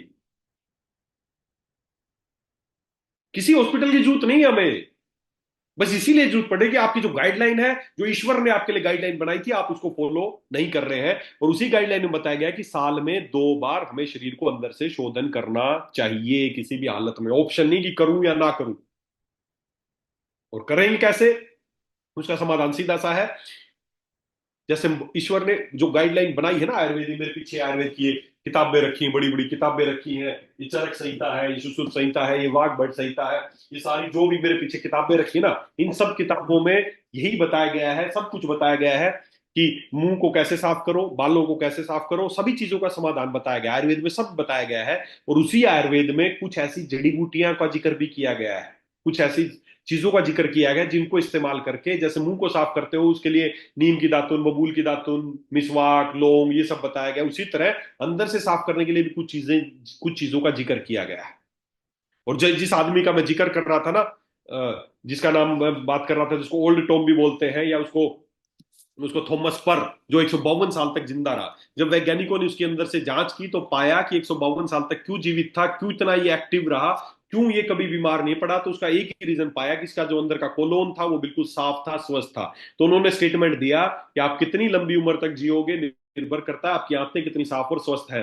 अब ये तो दे दिया स्टेटमेंट, लेकिन इसके बाद उनका भी दिमाग खराब ये हुआ कि यार इतना साफ तो था, ही तो समझ में आया, इस वजह से इतना लंबा जिया, लेकिन इतना साफ कैसे था, कैसे इस व्यक्ति 152 साल की उम्र है, उसका जो कोलोन है, इसका अंदर का जो ड्रेनेज सिस्टम बिल्कुल साफ था, कैसे, बिल्कुल एक बच्चे की तरह साफ था। और यही उसकी लंबी उम्र का कारण था। तो मेन सोचने की विषय अब ये है कि वो साफ तो था, लेकिन कैसे वो साफ था, कैसे वो साफ था। तो उसके घर में एक डायरी मिली, उसकी जो थॉमस पर की एक डायरी थी, जिस डायरी में उसका पूरा मेंशन था कि वो कैसा जीवन जीता था, कैसे रहता था। तो उसकी डायरी मिली, उस डायरी में उसने 12 ऐसी जड़ी बूटियों के नाम लिख रखे थे जिनको रेगुलर इंटरवल पे वो खाता रहता था, जिनको समय समय पे वो इस्तेमाल करता था। और उन्हीं का राज था कि जिसकी वजह से उसका कोलोन बिल्कुल साफ था और वो इतना लंबा जीवन जिएगा। क्या आप नहीं चाहते कि स्वस्थ जीवन जीना, आप नहीं चाहते कि अच्छा जीवन जीना, आप नहीं चाहते कि आप भी शतायु हो, 100 साल तक आप जवानी महसूस करें। आज हो क्या रहा है, 40 45 50 साल की उम्र में बूढ़े हो जाते हैं, एनर्जी बिल्कुल जीरो, कुछ नहीं है, बाल उड़ गए, बाल सफेद हो गए जल्दी, प्री मैच्योर झुर्रियां पड़ गई, सब सब ऐसे। उम्र बहुत कम है लेकिन बूढ़े हो गए हो। क्यों? क्योंकि अंदर गंदगी भरती जा रही, उसको कोई साफ करने का सोचा ही नहीं। अगर आप भी चाहते हैं आप शतायु रहें, तो उसके लिए आयुर्वेद में विधान बताया कि हमें अंदर से भी बहुत सारे विधान बताए हैं। उसी में एक विधान है कि हमें साल में 1 बार तो एटलीस्ट, जैसे साल में 2 बार होली दिवाली पे घर को साफ करते हो ना, उसी तरह साल में 1 बार कम से कम अपने शरीर को अंदर से साफ करना चाहिए। उसके लिए क्या क्या चीजें बताई उन्होंने, बहुत सारी चीजें बताई। जैसे एक आधा एग्जांपल मैं दूं, एक बताई त्रिफला। त्रिफला, त्रिफला, त्रिफला 3 फलों से मिलकर बनता है, आंवला, हरड़ और बहेड़ा। इन तीनों को मिला के एक मिरेकलस जादुई चीज बनती है, रेमेडी, जिसका नाम है त्रिफला। त्रिफला के बारे में आचार्य वाकभट जी ने इतनी महिमा मंडित की है कि त्रिफला वो चीज है जो इंसान को कभी बीमार नहीं होने देगी। त्रिफला वो चीज है जो व्यक्ति अगर 12 साल तक लगातार खा ले तो वो दिव्य पुरुष हो जाता है। इसके बारे में तो इतना भी कहा है, अगर कोई व्यक्ति 8 से 12 साल लगातार त्रिफला ले ले तो उसमें इतनी शक्ति आ जाती है कि हाथी को भी बगल में दबा के 4 कोस तक चल सकता है, ऐसा श्लोक लिखा है। असीम शक्ति है त्रिफला के अंदर। क्यों? क्योंकि त्रिफला का एक ही काम है कि डिटॉक्सिफायर है, ये आपके अंदर से आपको साफ करता है, आपके अंदर की गंदगी को साफ करता है। इसका मेन काम यही है, ऋषि की वजह से ये इतना पावरफुल है। इसको आयुर्वेद में रसायन का पहला, आयुर्वेद का पहला रसायन माना गया है त्रिफला को, आंवला हरड़ बहेड़ा। तो ऐसे ही बहुत सारी चीजें हैं, त्रिफला है, पुनर्नवा है, उसके अलावा लेमन ग्रास है, उसके अलावा सनाए है। ऐसी बहुत सारी चीजें आयुर्वेद में बताई गई हैं जिनको अगर साल में एक बार भी रेगुलर तरीके से कुछ समय के लिए ले लिया जाए, तो जैसे रोज बाहर शैम्पू करते हो ना, सोच के देखो, रोज शैम्पू साबुन मत करो, कैसे कुछ दिन में सड़ने लगोगे, समय लाने लगेगी। वही हालत आपके अंदर हो रहा है, क्योंकि आप अंदर से साफ नहीं कर रहे हो। तो हमें साफ करना है। कैसे साफ करना है? तो कुछ चीजें मैंने बताई है, इनका इस्तेमाल करके आप आपको अंदर से अपने आप को साफ कर सकते हो। अब समस्या यही है, आयुर्वेद में तो लिख दिया, अब इस किताब में आप देखोगे तो सारी चीजें लिखी गई है कि कैसे लेना चाहिए, सुबह कैसे लेना चाहिए, शाम को कैसे लेना चाहिए, कौन कौन सी चीजें लेनी चाहिए, त्रिफला का सेवन कैसे करना चाहिए, सब लिखा है इन किताबों में। लेकिन समस्या ये है कि किताबें आप तक पहुंची नहीं है, आप तक पढ़े नहीं है। ये केवल सीमित कर दिया है कि जो डॉक्टर है उन तक पढ़ी, ये डॉक्टरों के लिए नहीं। ये तो मैं तो मानता हूं आयुर्वेद का ज्ञान तो हर व्यक्ति, जो भी अच्छा जीवन जीना चाहता है, सभी को आयुर्वेद का ज्ञान होना चाहिए, खाली डॉक्टरों तक सीमित नहीं है। इसीलिए आयुर्वेद को लाइसेंस फ्री किया गया कि कोई भी व्यक्ति आयुर्वेद की चीजों को प्रमोट कर सकता है, बता सकता है। क्यों? क्योंकि खाली चीज मेरे काम की चीज नहीं है, मैंने पढ़ लिया, वो तो शुक्र है मैं आपको बता रहा हूं, नहीं तो मैंने पढ़ लिया, मेरे को समझ में आ गया, मैं सोचता रहना सीख जाऊंगा। हर व्यक्ति को आना चाहिए आयुर्वेद, हर व्यक्ति के काम की चीज है आयुर्वेद। अब समस्या क्या है, इन किताबों में बता तो दिया, अब दो समस्या होगी, या तो हमें पता ही नहीं है क्योंकि पढ़ा ही नहीं आपने तो। अच्छा, आपने वाग्भट संहिता पढ़ी नहीं, अष्टांग हृदय आपने पढ़ी नहीं, तो आपको क्या पता कि साफ करना चाहिए और कैसे करना चाहिए? डॉक्टरों ने आपको बताया नहीं, बिजनेस बना लिया, कमर्शियलाइजेशन कर दिया इसका। तो समस्या ये कि किताबों में तो लिखा है, लेकिन अब उसको कैसे लिया, और किसी ने पढ़ भी लिया तो उसमें जो तरीका है लिखा है कि सुबह ये लेना, शाम को ये लेना, इतना लेना, फिर उबालना, ये करना, फलाना करना, इतना कुछ करने के बाद उसको, उसके पास इतना समय नहीं है कि वो उबाले, काढ़ा बनाए, किसी का रस निकाले, फलाना नहीं, इतना हमारे पास समय नहीं है किसी के पास। तो इन दोनों ही चीजों से, जानकारी का अभाव की वजह से, या जानकारी है तो ना कर पाने की वजह से, समय के अभाव से, हम इससे दूर हो गए और हम धीरे धीरे बीमारियों की चपेट में आ गए। अगर आप चाहते हो कि आपके शरीर का शोधन हो, आप चाहते हो आपके शरीर से गंदगी बाहर निकले, आपकी बाल्टी खाली होती रहे, तो मैं पिछले 8 वर्षों से, मैं मेरा एक ही टॉपिक था कि कैसे हम व्यक्ति को अंदर से साफ करें। मेरी एक सीडी मैंने बनाई थी, वो सीडी बहुत लोगों ने पसंद की, बहुत सीडी बिकी। लेकिन समस्या एक थी कि करनी तो चाहिए, समझ में आ गया सबको, इंपोर्टेंस समझ में आ गई, करनी चाहिए, लेकिन कैसे करें, उसके लिए मेरे पास भी कोई सटीक जवाब नहीं था। ये भी ले लेना, रात को त्रिफला ले लेना, सुबह एलोवेरा ले लेना, फिर पुनर्नवा ले लेना, फिर ये ले लेना, फिर वो ले लेना, लोग नहीं कर पाते थे पूरा। तो पिछले 8 वर्षों में मैंने हजारों रोगियों पर इनको ट्राई किया, और इन सारी औषधियों को हमने अपनी फैक्ट्री में बनाया, जिस तरीके से आपको घर पे बनाना चाहिए था, हमने अपनी फैक्ट्री में तैयार किया, और आप लोगों के लिए एक शानदार प्रोडक्ट हमने तैयार किया जो आपको शोधन करेगा, आपकी घर पे ही आपकी पंचकर्म चिकित्सा करेगा। और उस प्रोडक्ट का नाम क्या है? उस प्रोडक्ट का नाम है, उस प्रोडक्ट का नाम है डिटॉक्स जूस। बस। हर व्यक्ति, देखिए, पैसा कमा रहे हो, किसके लिए कमा रहे हो, सबसे, हर चीज का बहुत ध्यान रखते हो। अब आपको, अगर आपको घर पे आपका शोधन, अपने खुद का शोधन करना है, तो कोई बहुत ज्यादा चीजें नहीं करनी है। बस 30 ml सुबह, 30 ml शाम को, गर्म 1 कप गर्म पानी, सुबह सुबह उठते ही खाली पेट 1 कप गर्म पानी लेना है। 1 कप गर्म पानी लेना है सुबह उठते ही खाली पेट, और उसमें 30 ml इसको डालना है, और चाय की तरह घुट घुट करके पीना है सुबह खाली पेट। ऐसे ही रात को सोते वक्त 1 कप गर्म पानी, उसमें 30 ml डालना चाय जैसा, और घुट घुट करके पीना है। दिन में 2 बार ऐसा करना है। और कितने दिन तक करना है? 90 डेज तक करना है, साल में एक बार। उसके बाद पहले साल ही लगेंगे 3 महीने, अगले साल से तो फिर बीच बीच में एक आध बार कभी एक आध बोतल ले लोगे तो भी काम चलेगा। लेकिन पहले साल लगातार 3 महीने तक, 90 डेज तक लेना है। जैसे 90 डेज तक लोगे, आपका कोलोन जो अंदर का कितना भी गंदा हो, ये देख सकते हैं बिल्कुल गंदा कोलोन है जिसकी वजह से बीमारियां होती हैं, कितना भी गंदा कोलोन हो, 90 डेज बाद आपका कोलोन साफ हो जाएगा। और जैसे आपका कोलोन साफ होगा, 85% बीमारियां खत्म हो जाएंगी। तो दोस्तों, अगर आप चाहते हो आप स्वस्थ रहो, आप चाहते हो आपकी बीमारियां ठीक हो, तो हमें हमारी बाल्टी को खाली करना है, और बाल्टी को खाली करने का आसान सा तरीका है डिटॉक्स जूस। बहुत रिसर्च करके और हजारों हजारों मरीजों पर ट्राई करने के बाद ये प्रोडक्ट मैंने लॉन्च किया है। ये ये ये ऑप्शन नहीं कि मैं इसको इस्तेमाल करूं या ना करूं। हर चीज का बहुत ध्यान रखते हो आप नया फोन लेके आते हो, उस पर कवर लगाते हो, पीछे लगाते हो, घर बनाते हो, उसकी अच्छे से सफाई रखते हो, गाड़ी की बड़ी ध्यान रखते हो, सर्विस करते हो, सब कुछ बहुत ध्यान रखते हो, हर चीज का ध्यान रखते हो। क्या आप एक बात बताओ, आपका फोन टूट जाएगा क्या नया आ सकता है? नहीं आ सकता दोबारा? बिल्कुल आ सकता है। आपका घर टूट जाए पूरा, दोबारा बन सकता है कि नहीं बन सकता? बन सकता है, ऑप्शन है। आपकी गाड़ी खराब हो जाए, दोबारा नहीं आ सकती कि नहीं आ सकती? बिल्कुल आ सकती है। लेकिन ये शरीर जिस दिन खराब हो जाएगा, साथ छोड़ देगा, क्या दोबारा आ जाएगा? नहीं आएगा। और साला इसी का सबसे कम ध्यान दे रहे हो। किसके लिए कमा रहे हो? एक बार सोचें, जैसे समय समय पे अपनी गाड़ी या बाइक की टाइमली सर्विस कराते हो, उसका ध्यान रखते हो, इसी तरह शरीर की भी साल में एक बार सर्विसिंग करना जरूरी है। और सर्विसिंग कैसे होगी? डिटॉक्स जूस से होगी। ये हर तरीके से आपको डिटॉक्स करेगा। ये हर तरीके से टॉक्सिन्स कहाँ कहाँ से आपके शरीर से निकल सकते हैं, ये हर तरीके से, चाहे आपके मूत्र मार्ग से निकल सकते हैं, चाहे आपके मल मार्ग से निकल सकते हैं, चाहे आपके सांस से निकल सकते हैं, चाहे आपके पसीने से निकल सकते हैं। सभी तरीके से डिटॉक्सिफिकेशन जहां जहां से शरीर की गंदगी साफ की जा सकती है, ये हर तरीके से आपकी हेल्प करेगा। इसके इंग्रेडिएंट्स ऐसे ही हैं कि हर तरीके से आपकी गंदगी को बाहर निकालते हैं। तो दोस्तों, इसको इस्तेमाल करना है, इसको कोई भी इस्तेमाल कर सकता है, बच्चा बूढ़ा जवान कोई भी इस्तेमाल कर सकता है, कोई कॉन्ट्राइंडिकेशन नहीं है। बस एक चीज का थोड़ा सा ध्यान रखें, गर्भवती महिलाओं को इसका इस्तेमाल ना कराएं। गर्भवती महिलाएं इसको इस्तेमाल ना करें। बाकी इसको कोई भी कर सकता है। 6 साल से कम, ज्यादा छोटे बच्चे को जरूरत नहीं है। 6 साल से 12 साल तक का कोई बच्चा है तो 10-10 ml सुबह शाम। 12 साल से 18 साल तक का बच्चा है तो 20-20 ml सुबह शाम। और 18 के बाद कोई भी है तो उसको अडल्ट डोज 30-30 ml सुबह शाम इसको दिया जा सकता है। और कई बार लोग बोलते हैं, सर सुबह मैं उठता हूँ, सुबह लेट उठता हूँ और उसके बाद तुरंत ड्यूटी पे जाना पड़ता है, तो मैं सुबह तो लेट के इसको फिर खाना कितनी देर बाद खाऊं? तो अगर आपके पास ऐसा ऑप्शन है कि सुबह आपके पास ज्यादा समय नहीं है या आप जल्दी ड्यूटी जाते हैं, तो एक काम और कर सकते हैं। मैं भी खुद भी ऐसे इस्तेमाल करता हूँ और अपने पेशेंट को भी ऐसे ही बताता हूँ कि आप 30-30 ml सुबह शाम लेते हैं, पूरे दिन में हो गया 60 ml। उसकी बजाय आप एक काम कर ले, सुबह नहीं ले पाते ना, क्योंकि एक बार होता है सुबह उठे, उसको लिया और उसके बाद नहाए फटाफट, और उसके बाद पूड़ी सब्जी पराठे दही लपेट दिया, पूरा भर दिया पेट, साला सफाई का तो समय ही नहीं मिला, है ना? तो फायदा नहीं मिलेगा। आप एक काम करें, 30-30 ml सुबह शाम लेने के बजाय रात को 50 ml ले लो इकट्ठा ही। सुबह छोड़ दो आप, रात को सोते वक्त, रात को खाना खाने के बाद सोते वक्त 50 ml गर्म पानी में डाल के रात को ही ले लो, सुबह छोड़ दो, फिर सुबह उठ के बस पानी पियो और अपना काम करो और निकल जाओ। तो उससे दोनों फायदे होंगे, रात को ये लोग अच्छे से सफाई का टाइम भी मिलेगा इसको, और 10 ml की बचत भी होगी। रोज 60 ml लगना था, 50 ml में ही काम हो गया।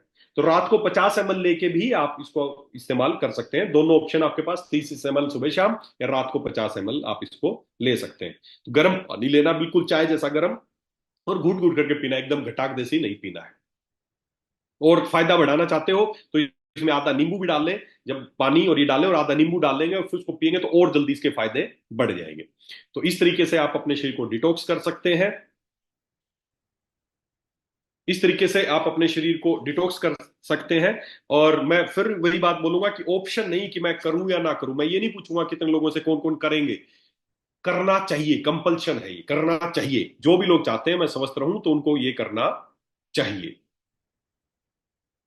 तो मैं उम्मीद करता हूं कि आपको समझ में आ गया होगा कि हमें अपने शरीर को क्यों साफ करना चाहिए। अगर आप चाहते हैं आपकी सभी तरह की बीमारियां खत्म होना, मैं आपको विश्वास दिलाता हूं, वादा करता हूं, जैसे ही बॉडी को डिटॉक्स करोगे 85% बीमारियां खत्म हो जाएंगी। उसके बाद जो बीमारी बचेगी उसका शमन करना है। शमन के लिए हमारे डायबिटीज के लिए अलग प्रोडक्ट है, हार्ट के लिए अलग है। कुछ समय के लिए बस वो दोगे और बीमारी हमेशा के लिए खत्म हो जाएगी, क्योंकि आपने दोनों तरीके अपनाए, शोधन और शमन। मैक्सिमम चीजें तो शोधन से ही ठीक हो जाएंगी, फिर भी अगर बचती है तो शमन करके बीमारी को खत्म किया जा सकता है। करेंगे शोधन, करना चाहिए आपको शरीर की सर्विसिंग? क्या लगता है आपको करना चाहिए? हाथ उठा के बताओ, करना चाहिए या नहीं करना चाहिए? करना चाहिए ना। तो सबसे पहले खुद का करना है, उसके बाद आपको एक एक बिजनेस अपॉर्चुनिटी, बिजनेस आइडिया भी दे देता हूं आपको ना। एक छोटा सा बिजनेस है, बहुत सारे लोग अपना रहे हैं उसको, अच्छा काम कर रहे हैं। आप अपने शहर में एक काम करना, आपके शहर में, सभी लोगों ने हाथ उठाए है ना, गुड, चलिए बहुत अच्छा है कि सभी लोग करेंगे। आप एक काम करना, आपके शहर में आप देख रहे हो जगह जगह पर गाड़ियों के सर्विस सेंटर होते हैं, है ना? बाइक गाड़ी की सर्विस सेंटर है। आप एक चीज नोट करें, आपके शहर में आदमी ज्यादा है, लोग ज्यादा है या गाड़ियां ज्यादा है? आप सीधा से बोलोगे, सर ये कैसा सवाल है, लोग ही ज्यादा है गाड़ियां थोड़ी इतनी है, एक घर में 5 आदमी है, 2 गाड़ी है, तो सीधी सी बात है, आदमी ज्यादा है गाड़ियां कम है आपके शहर में। लेकिन आप नोटिस करेंगे गाड़ियों की सर्विस स्टेशन तो हर मोड़ पे है, हर नुक्कड़ पे है, लेकिन क्या आदमियों की सर्विस स्टेशन है क्या आपके शहर में? साला कोई सर्विस स्टेशन ही नहीं है। मीटिंग के बाद किसी से भी पूछ लेना, पड़ोस पड़ोस में कोई भी जाता हो ना, उसका हाथ पकड़ के पूछना, हाँ भाई साहब आखिरी सर्विस कब हुई थी आपकी? साला किसी की सर्विस ही नहीं हुई है, सब बिना सर्विस घूम रहे हैं, क्यों? किसी ने किसी को बताया नहीं कि सर्विसिंग की जरूरत पड़ती है बीमारियों से बचने के लिए। तो आप एक काम करना, आपके घर के बाहर या आपकी क्लिनिक है या आपका दुकान है, आपका ऑफिस है, आपका ब्यूटी पार्लर है, परचून की किसी भी चीज की दुकान है, वहां पर बस एक छोटा सा बोर्ड लगा देना, यहाँ पर शरीर की सर्विसिंग की जाती है, बॉडी सर्विस सेंटर। देखना कैसे लोग आपसे बात करेंगे, कैसे लोग आएंगे आपके पास, अंदर से कैसा होता है, कैसे गंदा होता है, उसका वीडियो है टॉक्सिन्स का मेरे पास, मैं वो भेज दूंगा, ग्रुपों में मिल जाएगा आपको। कैसे आपका शरीर, अंदर लोग आएंगे आपके, अच्छा शरीर की सर्विस करते हो, कैसे करते हो भाई साहब? देखो अंदर से ऐसा गंदा होता है, और हमारी कंपनी का एक ये लिक्विड डिटर्जेंट आता है, इसको 30-30 ml सुबह शाम पी लेना, 90 दिन तक पी लेना, आपकी सर्विसिंग हो जाएगी। बात आगे गारंटी मेरी है, कोई 90 दिन पी लेगा आपके पास 100% आएगा भाई साहब, बहुत बढ़िया चीज दी, मेरी तो ज्यादातर समस्याएं ठीक हो गई। गैस बन रही है, गैस बन रही है, डॉक्टर के पास गए, गैस की गोली खा, अरे क्यों बन रही है गैस? क्योंकि अंदर सड़ रहा है चीजें, तभी तो गैस बन रही है। कहीं दर्द हो रहा है, ले भाई दर्द की गोली। किडनी काम छोड़ेगी, ले किडनी। अरे यार कर क्या रहे हो? लक्षणों का इलाज। बीमारी की जड़ खत्म करनी है तो जड़ मैंने आपको बता दिया। टॉक्सिन, जो टॉक्सिक कोलोन है वो बीमारी की जड़ है, या आम हर बीमारी की जड़ है। हमें उस आम को शरीर से बाहर निकालना है, उस गंदगी को निकालना है, तो उसको निकालने का तरीका है डिटॉक्स जूस। खुद की सर्विस करना है, उसके बाद सर्विस सेंटर खोल दो, देखना कैसे लोग आएंगे। झारखंड में बहुत सारे लोगों ने खोल रखा है, बोले सर पहले तो कोई कोई लोग आते थे, लिख रखा था आयुर्वेदिक दवाई मिलती है, होता, अब लिखा है ना जब से बॉडी सर्विस की जाती है, बहुत सारे लोग आते हैं। तो लोगों को बुलाओ, लोग आएंगे, उनको बताओ और उनकी सर्विस कर दो। जैसे ही सर्विस करोगे देखना ज्यादातर बीमारियां खत्म हो जाएंगी। तो क्या कर सकते हैं? सर्विस सेंटर खोल सकते हैं या नहीं खोल सकते हैं? किसी का बुरा कर देंगे, किसी की बीमारी ठीक हो जाएगी। और जिसकी भी सर्विस करो ना, उसका एक वो बना देना, सर्विस कार्ड, जैसे वो गाड़ी वाले बनाते हैं ना सर्विस कार्ड, एक सर्विस कार्ड बना के दे देना उसका, service done, next service due on, अगले साल की डेट डाल देना, अगले साल फिर आ जाना, ले भाई तेरी सर्विस के लिए। और अगले साल जैसे ही सर्विसिंग का टाइम आए ना, अगले साल जैसे उसका आपके पास रिकॉर्ड तो आ ही गया सबका कि कौन किस किस की सर्विस की है, जैसे अगली बार उसकी सर्विसिंग का टाइम आए ना, तभी उसको फोन कर देने 1 महीने पहले, भाई साहब आपकी सर्विस की डेट आ गई है, पिछले साल आपने सर्विस कराई थी, आपकी सर्विस का टाइम आ गया, फिर से सर्विस कर लो। देखना कैसे आपका धंधा चल पड़ेगा, और कैसे फायदा क्या होगा, स्वस्थ होंगे लोग, दुआएं मिलेंगी आपको, बीमारियों की दवाइयां। भारत में जो बीमारियां है ना, बीमारियां वो इतनी खतरनाक नहीं है, बीमारी की जो दवाइयां खिला रहे हैं डॉक्टर, वो दवाइयां खतरनाक है। मैं गारंटी देता हूं, दवाइयों से 100% मुक्ति मिल जाएगी, जो भी व्यक्ति समय समय पर अपने शरीर का शोधन कर लेगा। तो अगर आप भी चाहते हैं आप स्वस्थ रहें, आपका परिवार स्वस्थ रहे, तो साल में एक बार शरीर का शोधन जरूर करना है, और शोधन करने का तरीका मैंने बता दिया है। उम्मीद करता हूं आप इसको जरूर इस्तेमाल करेंगे, और इस्तेमाल कर इसके फायदे उठाएंगे, ऐसा मेरा मानना है, ऐसी मेरी शुभकामनाएं आपके साथ है कि आप ऐसा करेंगे। अगर आप ऐसा नहीं करेंगे तो इसका मतलब आप स्वस्थ रहना नहीं चाहते हैं, आप लोगों को स्वस्थ करना नहीं चाहते हैं। तो उम्मीद कर रहे हैं जब भी कोई बीमारी का पेशेंट किसी भी कोई भी आए, तो सबसे पहले बोले तेरा शोधन करना है। शोधन कैसे होगा? डिटॉक्स जूस, फिर उसके बाद आगे की बात करनी। करेंगे सभी लोग ऐसा? करेंगे? चलिए बहुत अच्छा। और बड़ा अच्छा लगा आज आप लोगों से बात करके। और कल भी हमारा जूम ट्रेनिंग का सेशन है। कल का जो टॉपिक है, कल हम किसके बारे में बात करने वाले हैं? कल किसके बारे में बात करने वाले हैं? मैसेज करके बताओ, कल का टॉपिक क्या है?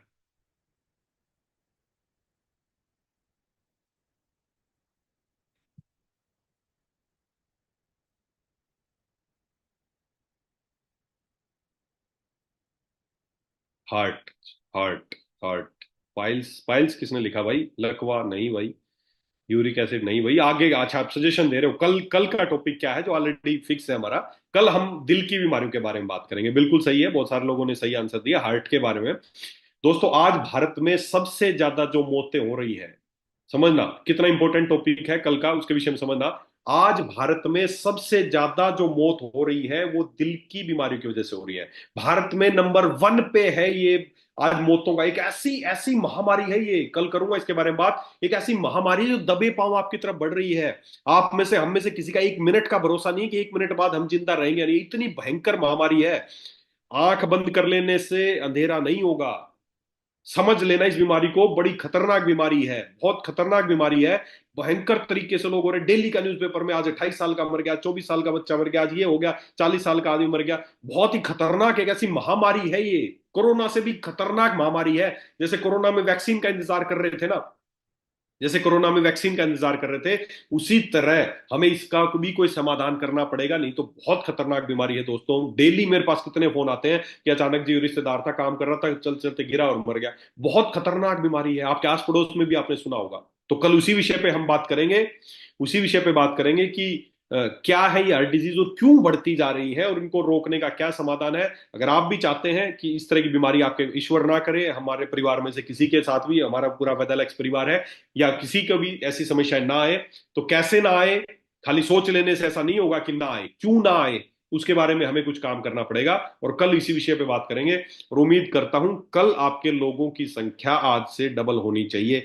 आपके आस पड़ोस में, क्या आप नहीं चाहते लोगों को हार्ट अटैक से बचाया जाए? क्या आप नहीं चाहते लोग आपका प्रोडक्ट इस्तेमाल करें? तो आज से लेके कल शाम तक का केवल यही काम है कि ज्यादा पर्ची बनाओ, बांट दो आस पड़ोस में, दुकानदारों को, सबको बांट दो कि आज दिल की बीमारियों के ऊपर चर्चा है। एक कंपनी के डॉक्टर हैं, वो दिल की बीमारियों के ऊपर बात करेंगे।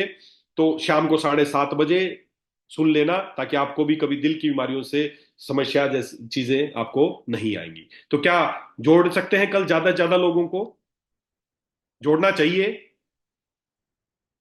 कोई कोई बुराई है इसमें? आज हमने बातें की, कोई बुरी बात की, कोई गंदी बात की, कोई कोई किसी का आपको लगता है आपका टाइम खराब हुआ, या जो भी जुड़े उसके किसी का टाइम खराब हुआ? नहीं। अगर आप चाहते हैं अपने आप को स्वस्थ रखना, तो सीधी सी बात है, हमें शरीर का सफाई करनी चाहिए, इसमें कोई बुरी बात नहीं है और हमें सबको करनी चाहिए। उसी तरह अगर आप चाहते हैं आपको कभी दिल की बीमारियां ना हो, तो हमें कल का सेशन जरूर अटेंड करना चाहिए। तो चलिए, मिलते हैं कल शाम को 7:30 बजे फिर से। तब तक के लिए स्वस्थ रहें, खुश रहें, मुस्कुराते रहें। धन्यवाद। सुपर वेदालेक्स।